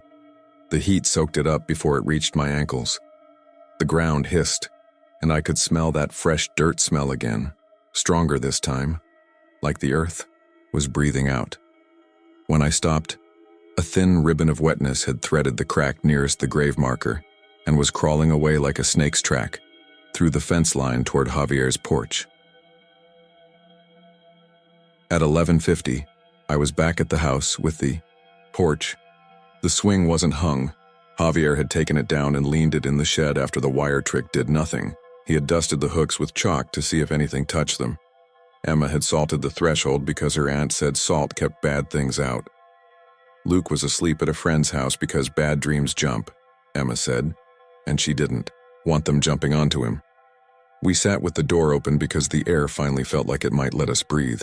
The smell of dirt came in at 12:01, not 3. It was sudden and cool and not unpleasant. The chalk on the hooks shivered. We heard the shed door latch click open, though I'd watched Javier slide the bolt. He looked at me, stood, and crossed the porch in 3 steps. The shed door swung back with that hollow echo of plywood. The swing hung from the rafters on a pair of nylon straps, and it was moving just a little. The kind of motion that makes you second guess whether you're looking at it right. It wasn't hanging by chains. It shouldn't have made any noise, but from the porch behind me the creak started. Not loud, not angry, just the same slow breath sound, the sound of wood rubbing steel in rhythm. I turned. The hooks were empty. The sound came from the spot where the swing would have been. Under, Emma whispered. She was already on her knees at the lattice, pulling the corner up where a nail had loosened. I lay down beside her and shined my light. The beam cut across the dirt and froze on a seam I hadn't seen before. It was thin as a paper cut and ran straight under where the swing would hang if it were still there. The seam widened while I looked at it, very slowly, like a lip forming words. From it, cold air slipped out. The smell of cedar came with it, edged with something faint and sweet, like the inside of an antique dresser where somebody kept old linens. The dirt made a sound like sifting. In that narrow wedge of space, something pale sat for just a second. It looked like the pads of fingers bracing. I reached without thinking and touched it. It collapsed to powder against my skin. A root, or fungus, or the dried cast of something that used to be wet. The powder on my fingertips felt the same as the dust on the ledger pages. Behind me, something tapped 3 times against the porch floor, right where my chest had been before I rolled to look. The sound was small and polite, like a knock where you expect a please. The seam closed the smallest fraction. The dirt settled. The smell faded. We were left with ordinary night sounds. A car on the state highway. A dog changing positions and groaning about it. The fan on the porch ticking when its blade hit the warped part of its cage. The next morning, the Caldwell grave was level. I don't know what I expected. I think I wanted it to be worse so I could point at it and say, "See? Mr. Green met me there with the city guy and a load of sod. Let's finish this right," he said. We tamped the soil in lifts and watered between each lift and fitted the sod tight like a haircut done by someone who cares. We set a small marker with Annie Mae Caldwell in letters we had to order, because no one had paid for one a century ago. We did what we knew how to do. 2 nights passed without the creak. Emma cried from relief and embarrassment both, like she'd been holding her breath for a week and was mad at herself for being the kind of person who holds her breath over a sound. Javier slept through both nights for the first time in days. On the 3rd night, at 12:03, the creak returned. It was softer now, farther away somehow, like the sound was coming from behind a door just cracked. I left town the week after Labor Day because summer's work ends when the grass slows down. Mr. Green gave me the cedar strip without saying, "Why?" "You keep it," he said, and I felt like he was handing me a story I hadn't finished reading. I checked my phone from time to time because the habit of listening doesn't go away when you quit a job. On the 2nd Friday of September, Emma texted a picture around 11:30. It was nothing dramatic.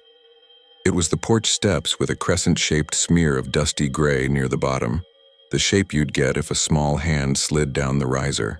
and left the outline of its fingers in the dirt. 10 minutes later, she sent another picture of the inside of the shed. The swing sat in the same place, still. On the concrete under it, 5 thin lines ran toward the door and stopped.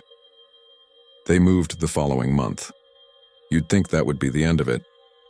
The new family painted the porch and replaced the hooks with bigger ones. The first Friday they slept there, the neighbor down the street, the smoker, told me the swing creaked for 8 minutes even though there was no swing to creak. When I drove past Oakwood that night, I parked on the lane by the Caldwell marker and sat on the bench we'd bolted under the live oak. Someone had left a little silk flower tucked into the grass by the stone. It wasn't pretty, but I liked that it was there. The heat had broken for real by then. The air had the first edge of fall. I waited without really admitting I was waiting. At 12:03, a cool stream slid around my ankle like water poured out. The bench boards flexed almost imperceptibly beside my thigh. Something tapped the leg of the bench 3 times. When I stood, 5 hairline cracks ran from the dirt under the bench across the path and into the parched grass like finger lines drawn with a pencil, too soft to make more than a whisper. I followed them to the fence. On the other side, on the inside of the chain link, dust had collected in contact points that matched the height of the bottom slat of a porch swing. If you need the part where I tell you exactly what it was, I don't have it. I have the ledger, the note in pencil, the microfilm that says a box broke 50 years ago, the cedar strip with scratches so small they fit inside the crescent moons my own nails leave when I'm anxious. I have a kid who saw a hand in a porch that made a noise nobody loves. I have the smell of clean soil arriving like a person at a door and leaving the same way when no one invites them in. I moved a couple hours away that fall and rented the top half of a duplex with a balcony that overlooked more parking lot than view. It had a metal chair that you could pretend was a swing if you wanted to, but it wasn't one. The first week I brought the cedar strip because it felt wrong to leave it. I put it in a drawer because I didn't want to look at it. The day after I did, my upstairs balcony chair made a sound at 12:03. Not the Oakwood sound, not wood on steel, just a soft click of one bolt settling and then a second soft click, the kind that doesn't mean anything until it does. I got up, opened the balcony door, and stood with my hand on the cool railing. The street was empty, the air barely moving. When I went back inside, there was a faint curve of dust on the welcome mat where I hadn't remembered dust being. 5 lines ran across it like a child had dragged their hand through flour. I wiped it with my foot and told myself a story about wind. Months later in January, when the air was thin and mean and you could actually see your breath in the mornings, Mr. Green called me. "Just checking," he said, like old men do when they mean more. He told me he'd been out to Oakwood late because someone had left a candle by their mama's stone, and those have to be watched when the grass is dry. "You remember those knocks?" he asked afterward. 3 and 3 and 3? I said I did. "I've been hearing them in the office," he said. I answered once. He laughed like he knew he shouldn't have. I said, "I hear you." Then I went and sat by Caldwell's stone until I didn't feel stupid. I asked him if it stopped. "Not exactly," he said. "It's softer now, like it's farther in, or deeper. Here's what I think, if my thinking matters. In July, the ground dries to glass. In August, it breaks. The air finds what little space is left and goes where it can. If there's a fragile thing in that space, a cedar box, a piece of cloth, a name somebody forgot to put on a stone, the air moves past it and makes a sound. Sometimes you hear the sound where it doesn't belong. If a child gets scared because he saw a hand that could have been anything sticking out of the crack in a place that should not have hands, and his dad tries to convince him the world is normal by digging, and the ground answers in the only way it knows how, making the same motion at the same time every night, maybe it isn't trying to scare anybody. Maybe it's what any forgotten thing would do if it found a way to be noticed for a minute. I still have the cedar strip. Some nights, usually Friday, I open the drawer and hold it between my palms. The scratches are old, and they catch the skin on the side of my index finger. If I slide wrong and that little sting brings the smell back, potting soil, cedar chest, the cool draft that doesn't fit with the heat, I don't keep it out because it feels like leaving a door open. I don't throw it away because it feels like shutting something out that doesn't deserve to be stuck forever. On a handful of nights when the wind drops to nothing and the neighbors finally turn off their music, I hear a porch swing somewhere far off past the parking lot and the dark road and the line of hackberry trees that eat cars' paint, creaking in a steady breath. It's not close, it's not mine. It's regular and patient, like someone waiting and not wanting to be rude about it. I close the drawer then, and lock it without meaning to, and I go to bed with the window cracked because I like the night air. People send me messages sometimes because somehow I've become the person you tell about sounds. They say their old parents' porch started creaking after the funeral. They say their dog stares at the floorboards and wags once like greeting someone, then lies down where there's no one to scratch him. They say their kid won't cut across the cemetery anymore, and they don't push it, and the long way adds 10 minutes to everything. I tell them all the same thing. Water the ground when it's dry, keep your ledger straight, hang a name where it should have been hung. If a sound comes at 12:03, sit with it and listen until it goes, and try not to yell at what you can't. See? If you feel a draft and smell clean earth, don't be afraid. That's only the ground reminding us it moves even when we call it still. If there's a hand in it, open yours and wait.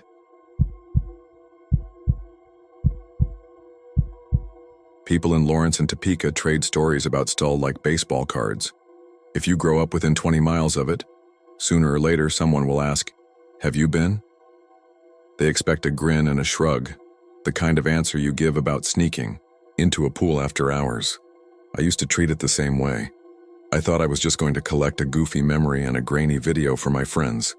I'm writing this because I still wake up sometimes to a knocking sound I can't unhear. And every time a storm rolls in across the fields, I move through my house turning on lights like that could hold something outside that has never needed a door.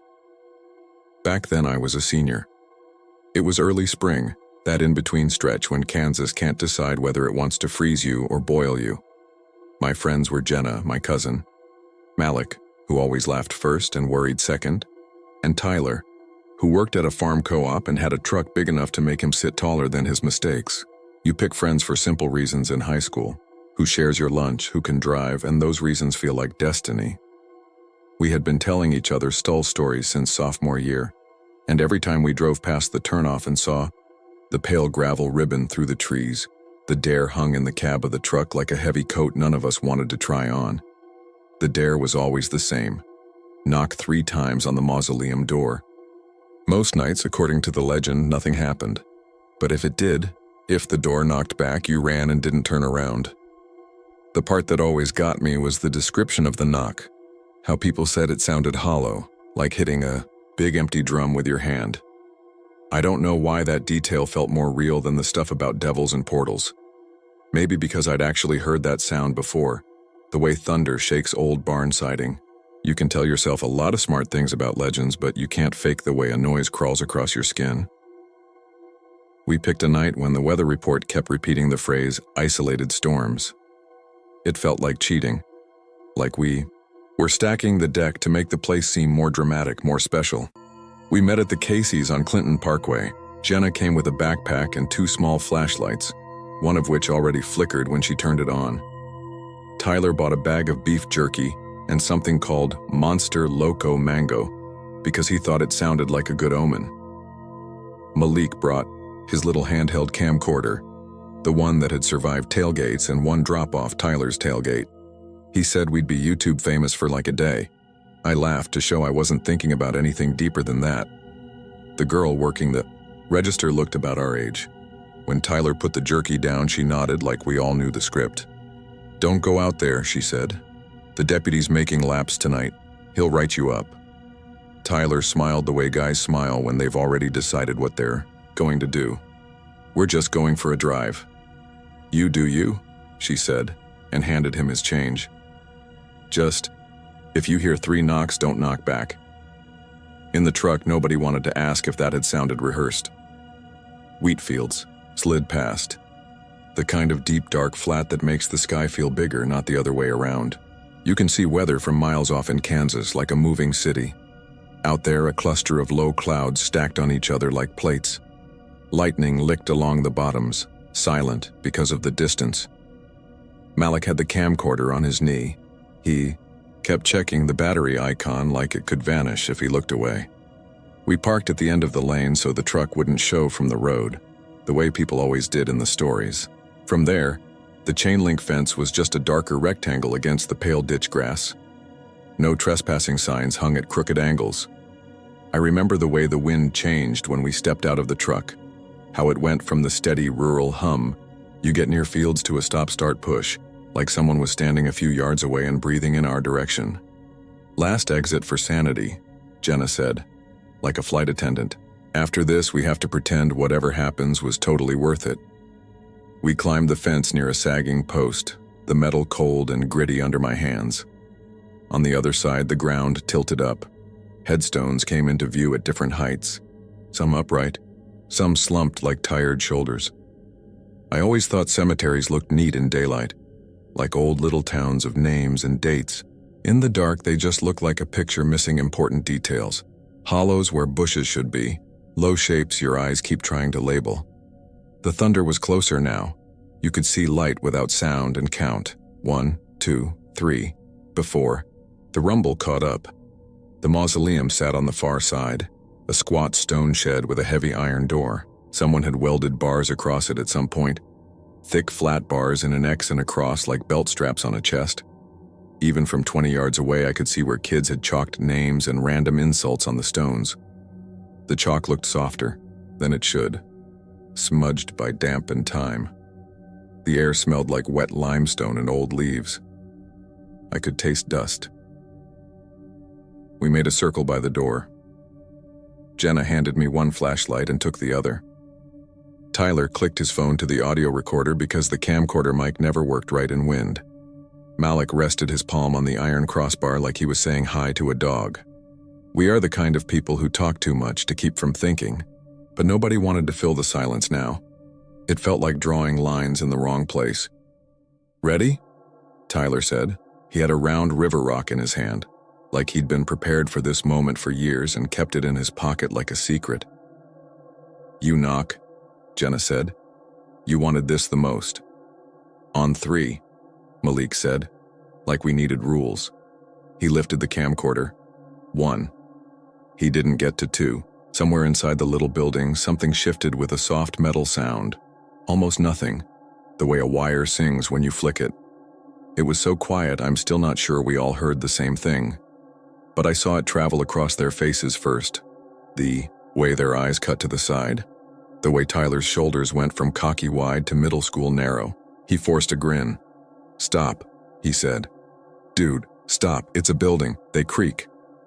"You always talk like you're narrating," Jenna said. Relief slipped into her voice. "Just do it." Tyler knocked 3 times. Not hard, not like he wanted to dent anything. 3 firm taps with the rock on the iron strap. The sound went into the stone and came out of it in a way I can't explain. It was like nothing echoed until it reached the corners of the cemetery, and then it all came back at once, a hollow tone, a big slow drum, mallet on barrel.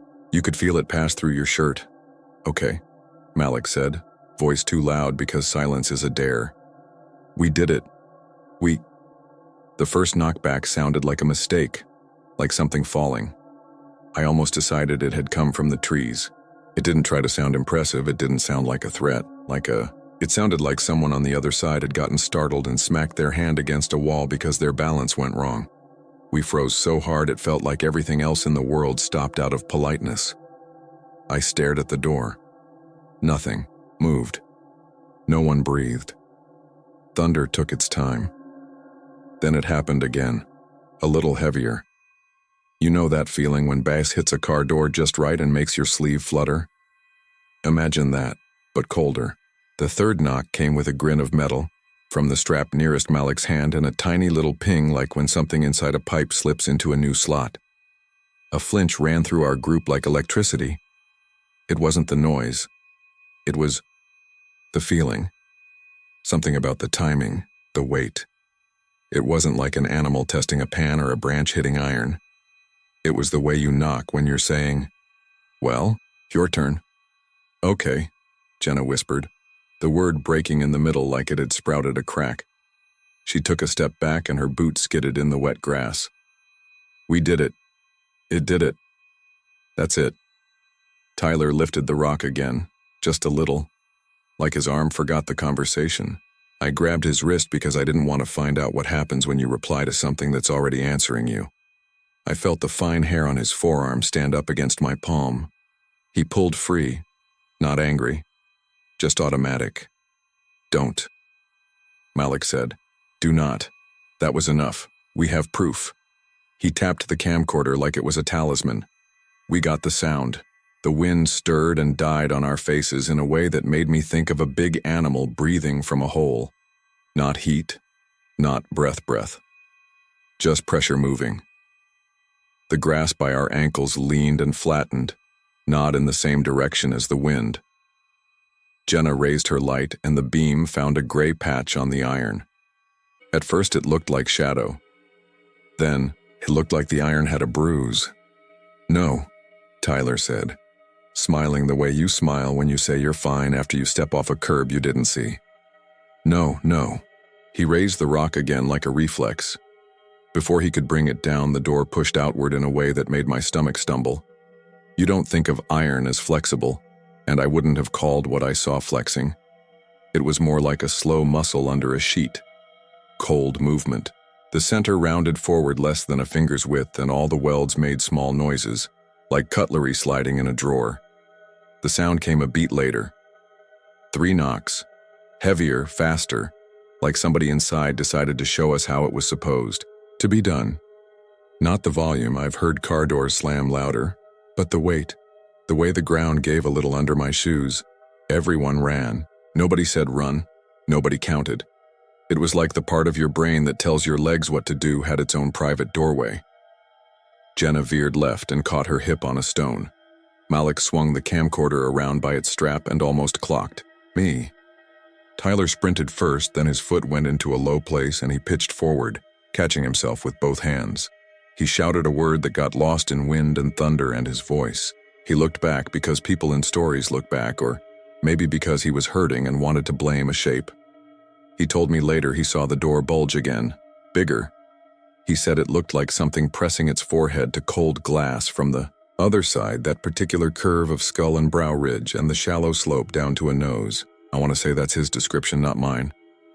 I want to say I didn't see it, but I remember a shape and I remember how the light made a shadow with edges that didn't match the bars. I remember a stale smell, like old concrete that's been wet a long time, but warmer too, like someone's breath in your hands on a winter day. We got to the fence and everything about it felt wrong. The sagging post was stiffer. The gap felt narrower.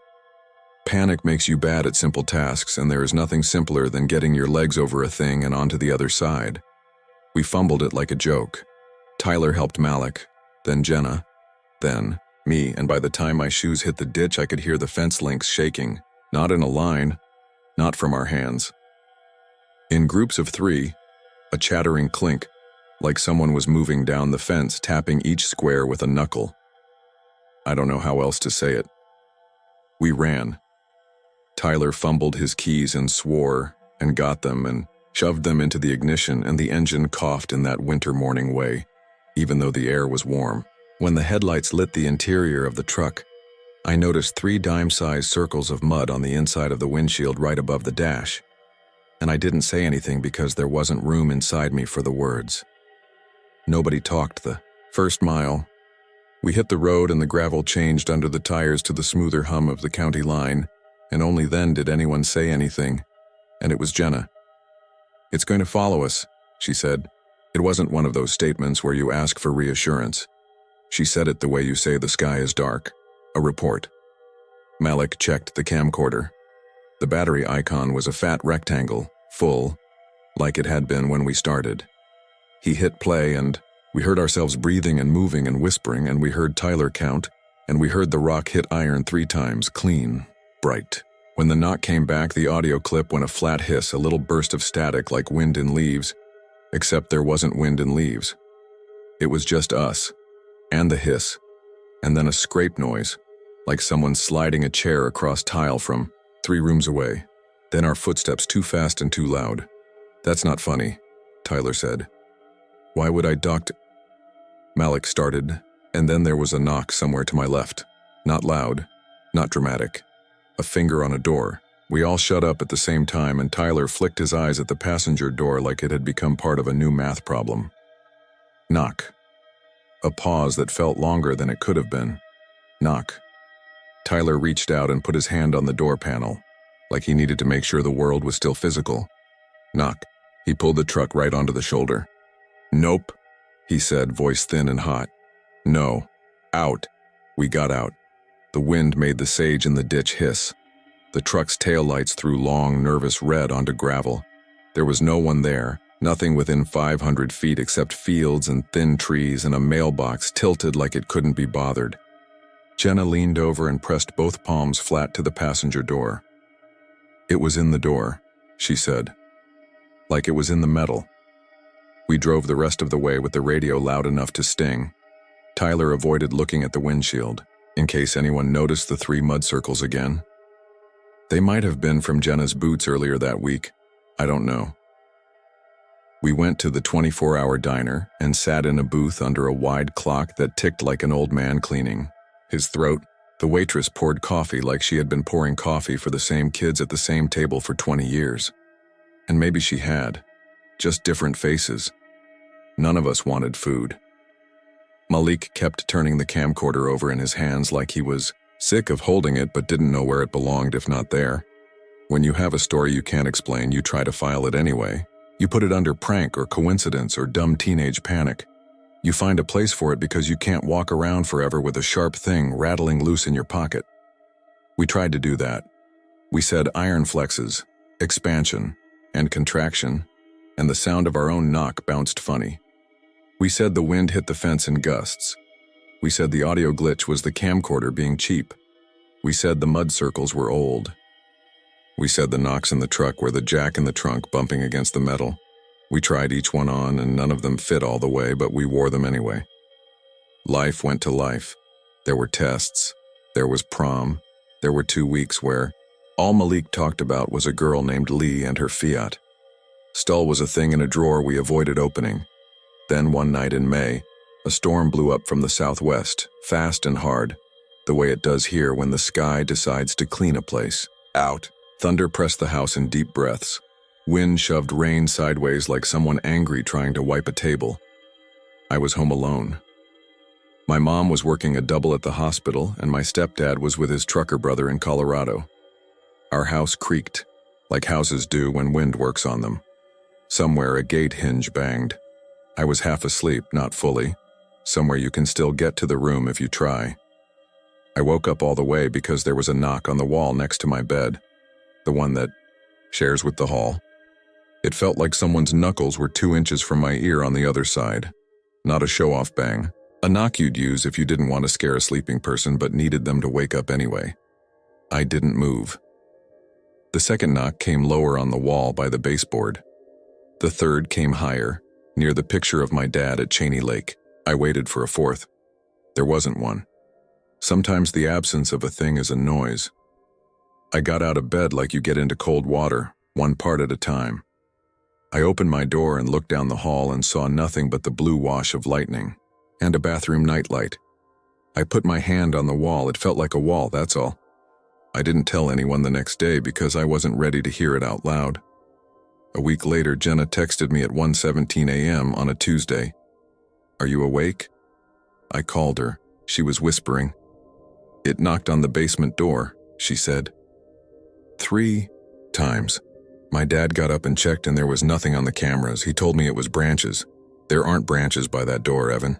2 days after that, Malik said the mini fridge in his room had rattled 3 times in a way that wasn't a rattle. Not a vibration. 3 separate knocks spaced a little too perfectly. When he opened it, a can inside fell out and sprayed his feet, and he laughed because he didn't know where else to put what he felt. Tyler didn't tell us anything. He said we were spooking ourselves. He was the most superstitious person I knew, which meant he didn't like being the one without control. That summer, on a dry night in July when the heat stayed even after dark like a sleeping dog, we drove back out there in daylight. It was Tyler's idea. "If we see it in the sun," he said, "it'll turn back into a dumb building." The gate was shut and locked with a brand new keep out sign. The grass near the mausoleum had been cut. Without the dark, the place looked small, like seeing the stage after a magic show. The iron bars over the door were realer than anything. I know it's a contradiction to say that. The bars were always real. That day they looked like a decision. One of the straps in the center had a very slight bow outward, not like a dent, more like a tiny convex. It could have been a trick of angle and shadow. I still wake up thinking about it. We didn't go inside the fence. We stood on the road and looked like tourists who didn't want to be seen. A pickup rolled by slow, the kind you only ever see in towns with more churches than restaurants. The man inside looked straight ahead until he was past us. We went to the Casey's again because that's what you do after any trip in Kansas. The girl at the register wasn't the same girl. The new one rang up our drinks and said, "You kids thinking about Stull? Don't. They've been welding things up since last fall. Somebody keeps leaving weird marks." It took my stomach a second to catch up with my throat. That fall we scattered for college and work. The knocking didn't make speeches at us. It came quiet and specific. Once, Jenna heard it on her window at the apartment the second before a transformer blew it. The corner and the glass rippled with blue. When she pulled up her blinds, the wind smacked the panes in triplets. She almost laughed because the timing was stupid and cruel. Malik heard it on a night with no weather at all. 3 noises on the ceiling above his bed like someone walking, heel to toe, deliberately. He texted me, "Did you just get something?" Because sometimes it arrived like a group message, out of sync but bundled. Tyler swore we were exaggerating until he couldn't. He was working late at the co-op, the part where they store fertilizer and seed, and you can drive a forklift like you own the place because at midnight you kind of do. He told me he had stacked the pallets and shut off the forklift and walked to the office door when he heard 3 knocks on the roll-up bay door behind him. He turned expecting someone who'd forgotten their key. There was nobody. He opened the door and rolled it up 2 feet and looked into the hot dark, the kind that collects in big buildings with high ceilings. He set the door down and locked it and said he felt stupid telling me. Then he added, "It sounded like a hand," and there was a silence like the space between lightning and thunder when the storm is right on top of you. Nothing bad happened to him that night. I need to tell you that because stories like this sometimes pretend that every strange sound is a warning of a crash, seconds away. Sometimes you just stand in the middle of the place where you are and hold a set of keys and listen to something, knock 3 times and then nothing happens. And you drive home and brush your teeth and don't talk to your dad about how your heart was a small, fast animal in your throat for an hour for no reason he can see. The winter after that, the knocks stopped for a while, or we stopped listening. Then they came back on a snow day when everything was quiet enough that small sounds sounded like they were in the room with you. I heard them on my bedroom door while I was awake. 3 soft taps spaced out like words. I said, "Who is it?" without standing up because I wanted to feel normal. Nobody answered. In my head, for the first time, I heard the sentence that had been hiding behind all of it. What if the door is not a door? What if the thing knocking doesn't think it is one? Last spring, the sirens went off twice for rotation in a cell a few miles north. I sat in the hall with a pillow over my head because the roof makes its own noises when wind is trying to find a way through it. I dozed like that, upright and stupid. Around 2 in the morning, my phone buzzed with a voicemail notification from an unknown number. I hit play without thinking. It was 23 seconds of what sounded like a radio trying to find a station. Static, a blip, a scrape, a far thump. 12 seconds in, 3 knocks with space between them, each one not louder than the rest of the noise, just heavier. I deleted it and emptied my voicemail trash and set the phone face down on the carpet. Like that made any difference. Sometimes when nothing has happened for long enough, I think about going back out there with a real camera and a mic and a list of rational explanations. I could tell you weather does strange things to pressure. I could tell you big metal doors flex when their hinges and their frames don't agree. I could tell you sound comes back wrong in small concrete rooms, that our brains build meanings out of patterns, that the rule of 3 is older than any church. I believe all of that, and it does nothing to change what I felt when the iron rounded forward like a skull under a sleeve and the ground pulled at my shoes like it wanted me to stay and listen. There's something else people don't talk about. When they tell this story, they always say the door knocks back like an answer to the dare. That makes it sound like a conversation. Maybe it is. Maybe that's the terrifying part. But sometimes the knocks aren't an answer. Sometimes they come first and you're the one who has to decide if you reply. Think about how many times in a day you knock on something without counting. Think about how your hands already know the rhythm that says, "Is anyone there?" I didn't teach myself to stop knocking. It just happened. I leave notes for delivery. People, because even the idea of 3 light taps on my door makes my throat go tight. You might have driven past Stull and seen a fence and a sign and a field that looks like any other field. You might have stopped your car at night and rolled the window down and laughed with your friends at how quiet the world is. You might think all of us are liars or that we wanted to scare ourselves into mattering. That's fine. If you do go, and you get up close enough to touch the iron, and your hand feels colder than it should and you can taste dust and rain at the same time, and your breath makes a little cloud in air that should be warm, don't knock to prove you aren't scared. Be the kind of person who doesn't reply to strangers in the dark when they ask if you're home. This is the part of the story where I'm supposed to tell you what happened to the boy in the legend, the one who fell. In some versions, he didn't get up. In some, he did and never talked again. In mine, Tyler tripped. He got up with mud on his jeans. He laughed stupid at the fence. He lived. He still won't talk about that night for more than a minute. And if a storm rolls in while you're talking about something else, he'll change the subject in a way that looks like he didn't. The maid of honor at Jenna's wedding told a joke about haunted bathrooms, and you could see Jenna's fingers on the stem of her glass tighten and relax and tighten. Malik is the only one who keeps the camcorder footage, and when he plays it for drunk people, and they ask why the sound goes weird right at the good part, he shrugs like he approves of the cut. There are nights when the wind hits the back of my house and the kitchen door rattles on its latch and I hear it in my bones before my ears tell me anything. I count because counting turns fear into a task. 1, 2, 3. When I get to 3, something knocks from somewhere I can't name. Not every time, not even most. Just enough. Just enough to make me stand very still and remember the way iron felt alive under my hand, the way the ground felt soft and sure at the same time, the way the air smelled when the door rounded outward as if pressed by a forehead from inside. They welded bars on the mausoleum door years ago, and I'm told they check them after storms. Sometimes the welds have hairline cracks that look like old spiderwebs caught in the metal. Sometimes the iron has shallow, round discolorations that wash away in rain.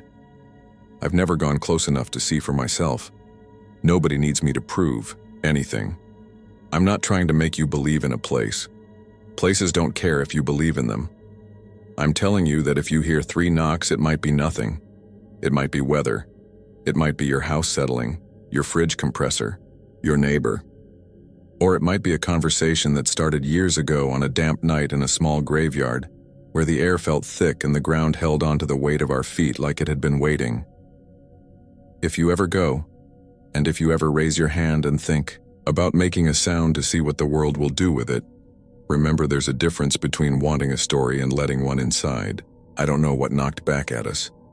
I don't know what has been knocking at me ever since. I do know thunder is supposed to start far away and roll toward you, not the other way around. And I know that on storm nights, when the fields go dark and the dogs go quiet and you can feel the barometric pressure in your teeth, I try not to stand near doors. It seems polite not to be that close when something on the other side is trying to remember how to find you.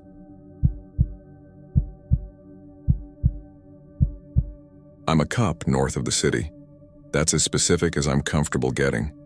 If you know the area, you'll put it together, but I'm not trying to get my chief's desk lit up with emails from weirdos. This happened last January, during the run of nights when the river air freezes the hairs in your nose and your breath hangs around long enough to look back at you. Our midnight patrol zone wraps around a lot of old stone and older money. We get the usual stuff: bar alarms that blew open, raccoons tripping motion sensors, couples parked where they shouldn't be, a deer in somebody's ornamental boxwoods. It's quiet in that way that invites your head to wander if you don't keep it leashed. My partner that week was Officer Dana Kim. She's sharp, calm, and the kind of person who never raises her voice on the radio because she doesn't have to. We split most nights. One of us runs the business district. The other makes the big loop past the river and the old cemetery. and we trade off every hour to break the monotony. If you think Sleepy Hollow Cemetery sounds like a tourist trap name, you're not wrong, but the place is real. It sprawls up a hill under bare maples and oaks, all iron fences and marble angels, and at the bottom there's the little old church with the graves that date back to names you only see in textbooks. The main gate is heavy and chained at dusk. There's a second pedestrian gate on the north side that's supposed to be welded shut. In summer, local kids still find ways over, no surprise. In winter, it's dead, no pun intended, because the kind of kid who climbs iron in January is rare. Around 23:50, I rolled past the main gate doing 10 miles an hour, windows cracked because the defroster makes me sleepy if the cab gets too warm. The radio was a low murmur. Dispatch Patty chatting with another unit about a disabled sedan on Broadway. My dash clock ticked louder than it needed to. I don't play music on nights, I like to hear my own tires. Snow from an earlier squall had turned to a skin of ice over the patches of grass and stone. My headlights washed over the big stone pillars, and the locked chain that keeps the gate shut then swung back to the road. If you're waiting for me to say I saw something then, I didn't. I heard it. It came in soft under the engine rumble, like the sound crawled in through one of the seams in the door and set up behind my ear. A kid crying. Not the performative wail you hear in a grocery store when somebody's mom says no to candy. This was the small, sharp kind of crying that rides on quick breaths. It was close enough that for a second I thought it was in the back seat, and my whole body went cold in a way that had nothing to do with the weather. I braked, rolled my window all the way down. The cruiser's engine ticked in the cold. I killed it. No lights, no radio, nothing but the thin hiss of the river a ways off, and the little ice crystals snapping in the trees when the wind turned a branch. The crying kept going. 3 beats, a hitch, 3 beats, a little gulp, like the way my daughter used to do when she fell off the porch steps at 5. I don't have a daughter. That's the part that hit me a second later, like my brain tried to pull a file that didn't exist and flagged itself. I don't have kids. I've been divorced long enough to stop correcting people when they see the tan line on my ring finger and assume I'm married to the job, so the fact that the crying landed that specific is something I still can't make pretty for my own comfort. Unit 2-1, I said into the shoulder mic, keeping my voice mild, a Sunday afternoon tone. I'm out checking the north side of the cemetery. Possible juvenile. 2-1 copy, Patty said. You can hear a smile in her voice even at midnight. 2-3, you copy? 2-3 copies, Dana said. I'm in the South Loop. I'll swing by the church. You want me to start at the bottom gate? Negative, I said. Let me check the main first. It's not the strangest thing for a kid to end up where they shouldn't in our town, even at night. Custody drama can go dark. Teens run away with big plans and small coats. We've had worse reasons. My brain did all that math as my feet hit pavement. I grabbed the flashlight off its charger and stepped out. The cold bit straight through the uniform pants. I'm not a small guy, and it still felt like the air pushed right through me. The beam crossed the chain and the lock. Both looked undisturbed. Fresh powder would have told me if someone had crossed, but the snow had a crust and the ground nearest the gate was scabbed with sand and salt from the plows. The crying had stopped the second the car died. That pinged me. Animals and people have a rhythm. This was like a sound effect button someone took their finger off of. I leaned into the bars and played the light down the main lane. The marble angels threw back pale blue. The lamps along the path were the old kind that looked like gas lights. Wired electric now, and they made little yellow cups in the dark where the snow hadn't stuck. It looked like what it is. Quiet land full of names. I stayed like that for maybe 30 seconds just listening. Just when I felt stupid, and that feeling is louder than anything on a midnight shift, the crying returned from deeper inside off my right. One short cry, then a little breath, then another. Kiddo, I said loud enough to carry. Hey, I'm a police officer. You're not in trouble. Call out to me. It changed. I don't have a pretty word for it. The crying turned left, twisted, threw a smile that didn't belong on it and popped out as laughter. Not a belly laugh, not nervous giggling. It was high, quick, full of sugar. It bounced.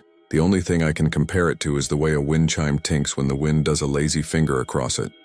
It moved. That's the part people tell me I'm exaggerating when I talk about this. It moved like a small thing hopping from stone to stone, around me but not touching. 2-1, Dana said in my ear. You still on the north gate? Yeah, I said, watching my breath shred in the cold. I'm hearing. It might be a recording. Might be somebody messing with a Bluetooth speaker in there. I'm going to walk the fence line. Wait for me, she said. She never says that. I'm a minute out. Copy. I clicked back, then leaned into the bars again. Okay, enough games, I said to the dark, because the human brain always decides it's a person first. You're trespassing. If you're a kid, I'm going to help you get home. If you're not, you're going to get a summons and your parents are going to meet me at the station. The laughter answered me from my left now. Same distance, same volume. If you've ever been in a big empty gym and someone clapped, you know how it fills space and then dies. This didn't die. It just hopped over and started up again, like it had always been there. I know the rules for opening locked property. I didn't have bolt cutters in the trunk. The grounds crew locks the gates with their own chain and we don't keep a key on patrol, so I put my hands around the bars, set my boot on the lower rung, and hauled myself up. The metal shivered under my gloves. The top of that gate is spiked to discourage exactly what I did next. I swung a leg over and moved carefully, one hand pressed flat on the cold top rail. The laughter skittered ahead like it was leading me. On the other side, the cold air felt different. I don't know how to write that without sounding like a campfire narrator, but it did. Maybe it was the wind shadow of the hill. Maybe it was me. The snow had a crust I could break if I set my weight wrong, so I went slow, flashlight sweeping low. I aimed for the path and followed the curve of the old iron fence inside, telling myself I'd catch some little jerk crouched with a UE boom and an Instagram live going. I told myself I'd be annoyed, and I believed it enough to keep my feet moving. There's a section up near the top where they put the kids 100 years ago. You'll know it if you ever walk there because the Yao statues are smaller and gentler, lamb-like things, carved books left half open, little hands held by grown-up marble. It's creepy during the day and sad at sunset. At midnight in January, it's the kind of still that forgets you're in it. That's where it led me. I didn't know that until later. In the moment, all I had was the hop-skip of that laughter and the white circles of my breath floating like balloons in the beam. About 30 yards in, my radio hissed a line of static and then cleared. 2-1, I'm at the church, Dana said. I can see your unit at the top. I'm coming up on foot. Copy, I said, and my voice sounded higher to my own ear. It bothered me enough that I cleared my throat. Bring the key if you have one. I do. Singleton gave me his last summer, she said. Hold up, okay? I didn't. This is the part where I wish I could say I did the smart thing and waited. I kept walking. The laughter lifted ahead of me again, landed to my right, ticked around behind. Every time it moved, my spine felt like someone drew a coin down it. The flashlight hit names and dates and little bronze flower vases welded to stone, half buried in old snow. I walked past a statue that I swear I've never seen, even though I've been in that cemetery 100 times. An angel whose mouth isn't quite right. A bit too open, like the sculptor hadn't finished the last cut. The sound landed in front of my right ear like a fly. It was that close. My knees locked. That's not a figure of speech. The muscles did what they do when you're about to fall on ice and stop your own legs from moving without asking your opinion. The sensation went up into my stomach, then my ribs. My flashlight dropped a little. The laughter didn't increase, in volume or pitch. It just was. The fine hair inside my ear prickled. I backed my head a fraction because it felt exactly like a kid cupping their hand near your ear when they're about to whisper a secret too loud. I brought the flashlight up to where the sound lined up and there was nothing. The beam dusted snow in the air and it looked like confetti in a parade, and then I realized I had raised my sidearm too. I don't remember drawing it. That scared me in a way the sound hadn't. We train not to point unless we intend to shoot, regardless of ghosts or pranks. I pressed the muzzle down toward the path and forced a breath through my teeth. That's enough, I said. My voice came from the back of my neck. The laughter jumped left, hit the top of a little headstone no taller than my knee, and bounced to my right. I followed it with the light, again finding nothing but the white rectangle of the stone and a name so worn my mind filled in the letters. Annabel something. 1904. You can take your pick. The year was clear, even if the rest wasn't. The ground around that stone had a tiny dip, like the earth had exhaled a long time ago and hadn't taken a full breath since. More than fear, I felt pissed. It's not noble to say that, but it's honest. I had a partner hustling up an icy hill because I said I heard a kid, and I had an empty path and something putting its breath in my ear in a place that deserves quiet. I said, still keeping my gun pointed down and away, knock it off, last warning. The laughter did not stop. It turned into a tune. I didn't recognize it as anything real, just the up-down of a child singing something without words, like they're making the melody up as they go. It went 3 notes, then 2, then 3 again. It circled me clockwise and made the hairs under my hat stand up like they were trying to leave my head. I fired into the ground. It was autopilot. I had enough control to angle the muzzle away from any stones and away from my own boots. The shot cracked across the hill and busted the night open. My ears rang even with the muffs on. Hot grit stung my shins. The laughter stopped in a hard instant, clipped like a wire cut with pliers. A drift of displaced snow settled. Somewhere below in town, 2 dogs barked at each other, the way they do over news 4 seconds old. I stood there with my pistol down, breathing hard and furious, and counted to 10 because that's what you do when you don't trust yourself. I holstered, picked up my flashlight, and washed the beam across where I'd shot. The bullet had chewed a divot in the hard dirt, darker under the frost. I saw a curl of something like paper near the edge. When I nudged it with the toe of my boot, it wasn't paper. It was a thin, brittle ribbon, pink, sun-faded, the kind you tie around a ponytail. It split when I touched it, the way things do when they've been rained on for years and then frozen. 2-1, Dana said. Closer now, breath puffing in her words. What was that? Accidental discharge, I said. And it wasn't exactly a lie, but it wasn't the truth either. Ground. No property damage. I met her at the bend in the path a minute later. Her eyebrows went up when she saw my face. You look like you ran a mile. Slipped coming over, I said, which again wasn't totally untrue. We walked the section together. We didn't hear anything. It was 1 a.m. by then and felt like 3. We did the responsible thing and cleared the whole perimeter of the children's section, then the lower paths, then the fence. Footprints? Just ours. Gate lock? Still secure. I told her what I'd heard in the general terms you use when you don't want to sound like a rookie. She looked up toward the hilltop where the big family mausoleums sit and said, Sound carries? Here, you know that. The river and the hill do that weird amphitheater thing. Sure, I said. It moved, though. Echoes move. She said it quickly, like she wanted to get ahead of whatever else I might put words to. She crouched, where I'd shot, and pointed the flashlight. Careful with that. The pink ribbon was in 2 pieces. She clicked the light off and on. Could have been there, she said. Could have been 8 years old and you kicked it and it snapped. Either way, stop shooting cemeteries. The sergeant's going to make you write an essay on muzzle discipline. We laughed because the alternative felt too big in that moment. We cleared out, logged a field contact with a note about possible prank callers, and went on to deal with a bar close that produced one drunk who insisted he was allergic to handcuffs. I told myself I wouldn't think about the laughter again. That worked until right before I fell asleep at 10 a.m., when the silence in my apartment felt like a mouth. I swung through the cemetery on my own the next morning around 10 because I told myself I wanted to apologize to the groundskeeper if my round had kicked up somebody's great-grandmother. The sun was high and thin and made the snow look like ground glass. The chain was off the gate and the old Ford the grounds crew uses was parked by the tool shed. The head groundsman is a guy named Frank who knows more about the history of that hill than the museum docents. He was tightening a screws on a hinge when I walked up. You again? He said, squinting from under his wool cap. Singleton said you came over the gate last night. I did, I said. Apologies for that. We heard something. I fired a warning shot. Down.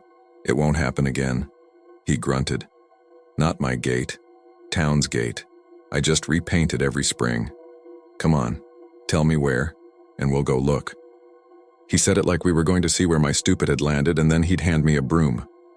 We walked up to the spot I remembered by the curve in the path and the knee-high stone with the lamb on it. I went to point at the little divot I'd made, but Frank didn't look there. He was standing with his boots planted and his hands on his hips, staring at the grave just ahead of that, the one with the barely there name. He lowered himself down slow and put his fingertips on the base of the stone like he was checking a sleeping kid's forehead. "Well, I'll be damned," he said, very soft. "What?" He gestured without taking his hand away. "See that? The tilt." It was subtle, but once you saw it, you couldn't unsee it. The stone had canted a good half-inch forward, enough to cast a different shadow on the snow, enough to look wrong if you were a man who looked at straight lines all day. The earth at the base had a crescent of fresh dirt showing, dark and damp, against the white. "Ground heave?" I said. "Freeze-thaw?" "We've had freeze-thaw every winter since the county was born," he said, his breath making a little engine of white. "This stone hasn't moved in my 22 years. The cribbing below it is still good. We reset this section last June. You can check my log." He slid his fingers along the base again, frowning. "You said you shot the ground, not the stone." "Correct," I said. "Show me." He pointed. I pointed to the spot. The little divot was there like I remembered, raw dirt inside a jag of ice. He crouched over that too, less interested. "You dig up a ribbon," he said without looking back. What? He touched the pink strip of fabric by the hole with the tip of a gloved finger. It had refrozen where it lay. Plastic of some kind. Modern. Not from the 1900s. Somebody leaves things. They always do. You get doll heads sometimes. People think that's cute. It isn't. He stood. "Anyway, we'll re-level this stone in spring. I'll note the shift." "Frank," I said, and I don't know why I leaned in like I didn't. "Want the other stones to hear? Have you ever heard kids up here?" He gave me a look that started skeptical and faded to something like patience. "There's a school at the bottom of the hill. On a warm day, you'll hear them at recess. You'll also hear coyotes that sound like all manner of things they aren't. People hear what they bring with them. You brought a gun last night. Gates open in daylight. You want to walk? Walk." He left me there. I stood a long time, reading the names on stones that belonged to babies who never got to be bad at algebra. I told myself I was making a shape, out of coincidence. I told myself the noise was a Bluetooth prank or a radio interference. I cataloged rational things because that's how I stay upright in a job that shows you irrational things. 2 nights later, we were back on mids. Dana took the business loop. I took the river and the hill. I didn't plan on going up there, but the wheel will sometimes take you where your brain wants, even if your mouth says you're over it. I kept the windows up. I told myself it was because the temperature had dropped. I rolled past the gate at 0.17 with the heat on low and the radio burbling, someone asking where to get a salted pretzel at this hour. I didn't hear anything. I kept going. At year 023, dispatch Patty sent me a welfare check on a woman in one of the apartments over the restaurant row. Her neighbor hadn't seen her lights on all day and she usually kept them on. I knocked, talked to her through the door, verified she was okay, took a complaint about the neighbor minding her business, apologized. When I came back down the stairwell, a kid laughed. It was the same laugh. I knew it like you know your own ringtone in a crowd. It echoed around the cement, ricocheted off the electrical panel and picked up a little metallic twang from the railings. I froze, listened, heard only a television, 2 floors up and somebody's faucet. The hallway smelled like damp carpet and fried onions. I stood there longer than I needed to and then forced myself to move. I didn't say anything to Dana when I cleared the call. What would I have said? Hey, the laugh from the graveyard just followed me to a building with a locked front door and nobody in the hall. I didn't say that. I did the next 4 hours like a robot. Car checks, a couple of people sleeping. In lobbies, a guy insisting his ex stole his coat when it was on the back of his chair.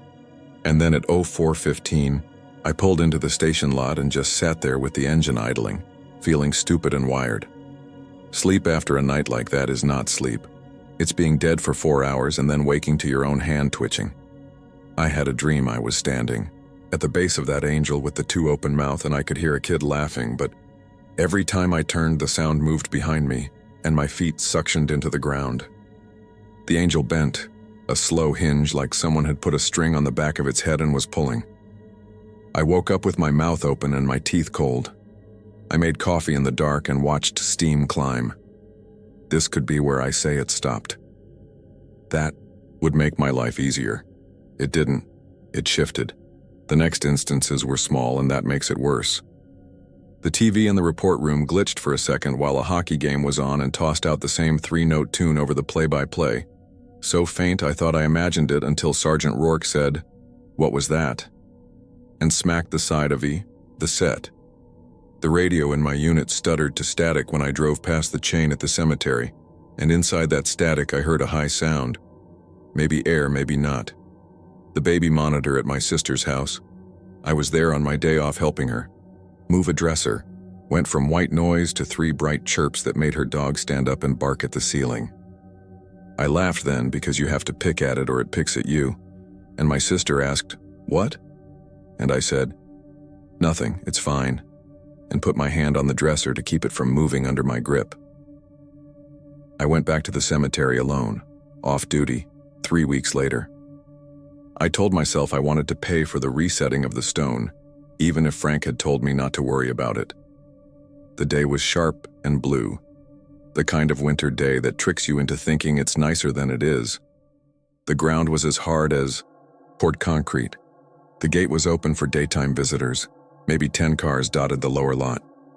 2 older women in black coats moved from plot to plot with flowers.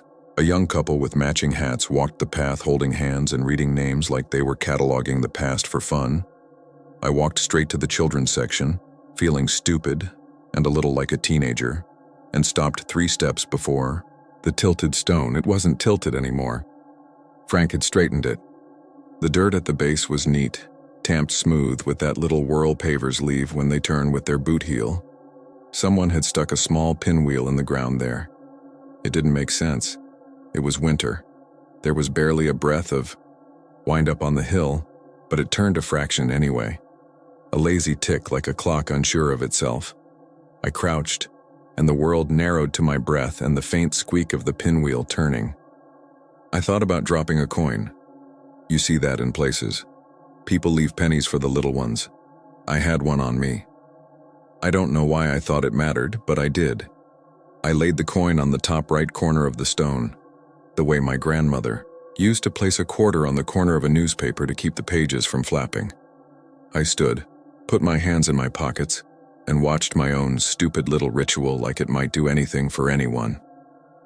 Someone behind me laughed, not loud, not up, in my ear. Just enough that the person with the matching hat looked up, then looked back down at their phone. I turned. Nobody was close enough that the sound could have come from them without them smiling at me about the joke. The air smelled like cold iron and the faint ghost of someone's perfume. I turned back to the stone. The coin was gone. I didn't see it fall. I didn't hear it hit the ground. Maybe it dropped. Maybe it skittered. Maybe the lip of the stone is slick and my gloves didn't lay it flat. I crouched again, scanning the dirt and the snow. The coin wasn't on the ground. I didn't find it in the grass. I brushed my fingertips over the top of the stone, then stopped because touching it felt wrong, like putting your fingers on a sleeping kid's face when they aren't yours. "You all right?" Frank said behind me. He moves quiet for a man his size. "Yeah," I said. "I was just..." He looked at the pinwheel. He looked at my hands. He looked at me. He shook his head. "You guys," he said, and he didn't mean anything cruel by it. "You come up here and you want it to be something. There are places it is, there are places it isn't. This hill gets both. Go get lunch. Take the long way down. If you want to hear kids, go by the playground." On my way down the path, the pinwheel turned again even though the air was still. If I was making a podcast of my own story, I'd add a sound there, a little bell, the 3 notes. I didn't hear anything. I walked to my car and felt a light buzzing at the base of my skull, the way you feel when you've been in a room with fluorescent lights too long and your brain's tired of being bathed in their hum. Told one person the full thing, Dana, Because she was there for the shot and because she reads people for a living and tells the truth in the fewest words. We were at the diner we always go to between shifts, watching a line of pancakes become someone's entire day. I dropped it in pieces the way you do when you don't want to watch a friend recalibrate her opinion of you in real time. When I got to the coin, she put her fork down and said, "Andy," then stopped. Her face did a weird thing where you could see two ideas fight. "Okay," she said finally. "Okay." "That's it?" I said. "Okay. What do you want me to say?" She buttered the last bite of toast with unnecessary precision. "We work around grief for a living. There's a whole hill of it over there. It's older than our uniforms. You heard something. You reacted in a way that was appropriate at the time. Nobody got hurt. Frank fixed the stone. You're not haunted. You're tired." "You heard the static that night," I said. "I did." "And you told me echoes move," I said. "They do." She looked at the stainless steel coffee pot like it might ask for her badge number. "So do other things." We let the silence take its turn. Outside, our unit sat in the slush, light bars clean and quiet for once. "You can stop here if you need the tidy." Guy hears something weird in a cemetery famous for a story people like to tell. Fires a warning shot. Groundskeeper scolds him. His partner reminds him the world is round and people have brains made of old rocks. That's a good ending. It's the one I tried to keep for a few months until I worked a spring fair where a dozen kids wore the same pink ribbon, tied at the end of their braids, and a gust of clean river air made them all lift and wave at once, like a little field. And I caught myself looking for one ribbon that didn't attach to a head. The last thing I'll tell you is from 2 weeks ago. We had a storm roll up the river, not a blizzard, just wet snow that stuck to the iron and made everything look sketched heavier. I had the North Loop near midnight again. I didn't stop at the gate. I told myself I was all done feeding whatever this was with attention. I drove on. The radio was quiet the way you can feel in your bones, like the whole town had been told to hold still for a second. At the corner by the church, my dash cam glitched. It happens. Cold makes wires stupid. The screen went black and then landed on a blue system page with text I couldn't read for a half second. And in that half second, the cruiser's interior filled with a sound like a child trying not to laugh in church. The exact 3 notes, 2 notes, 3 I've been hearing in real life and then in my head since January. It came from nowhere and everywhere. The vent, the back seat, the wire coiled under the dash, the mic on my shoulder. My whole body did. The knee lock thing again, and I hate that it has a name in my head now. The screen clicked back to normal. The road was the road. The church was the church. I swear to you, the air in the car changed. Not warmer, not colder. Denser, like I could press my hand into it and leave a dent. The smell that came with it was old and clean at the same time, like the drawer where somebody keeps their Sunday handkerchiefs. I pulled over without meaning to. My hand was on the shifter and then it wasn't. I looked at the empty back seat, then at the passenger seat, and said, out loud, because sometimes that makes the rules reassert themselves.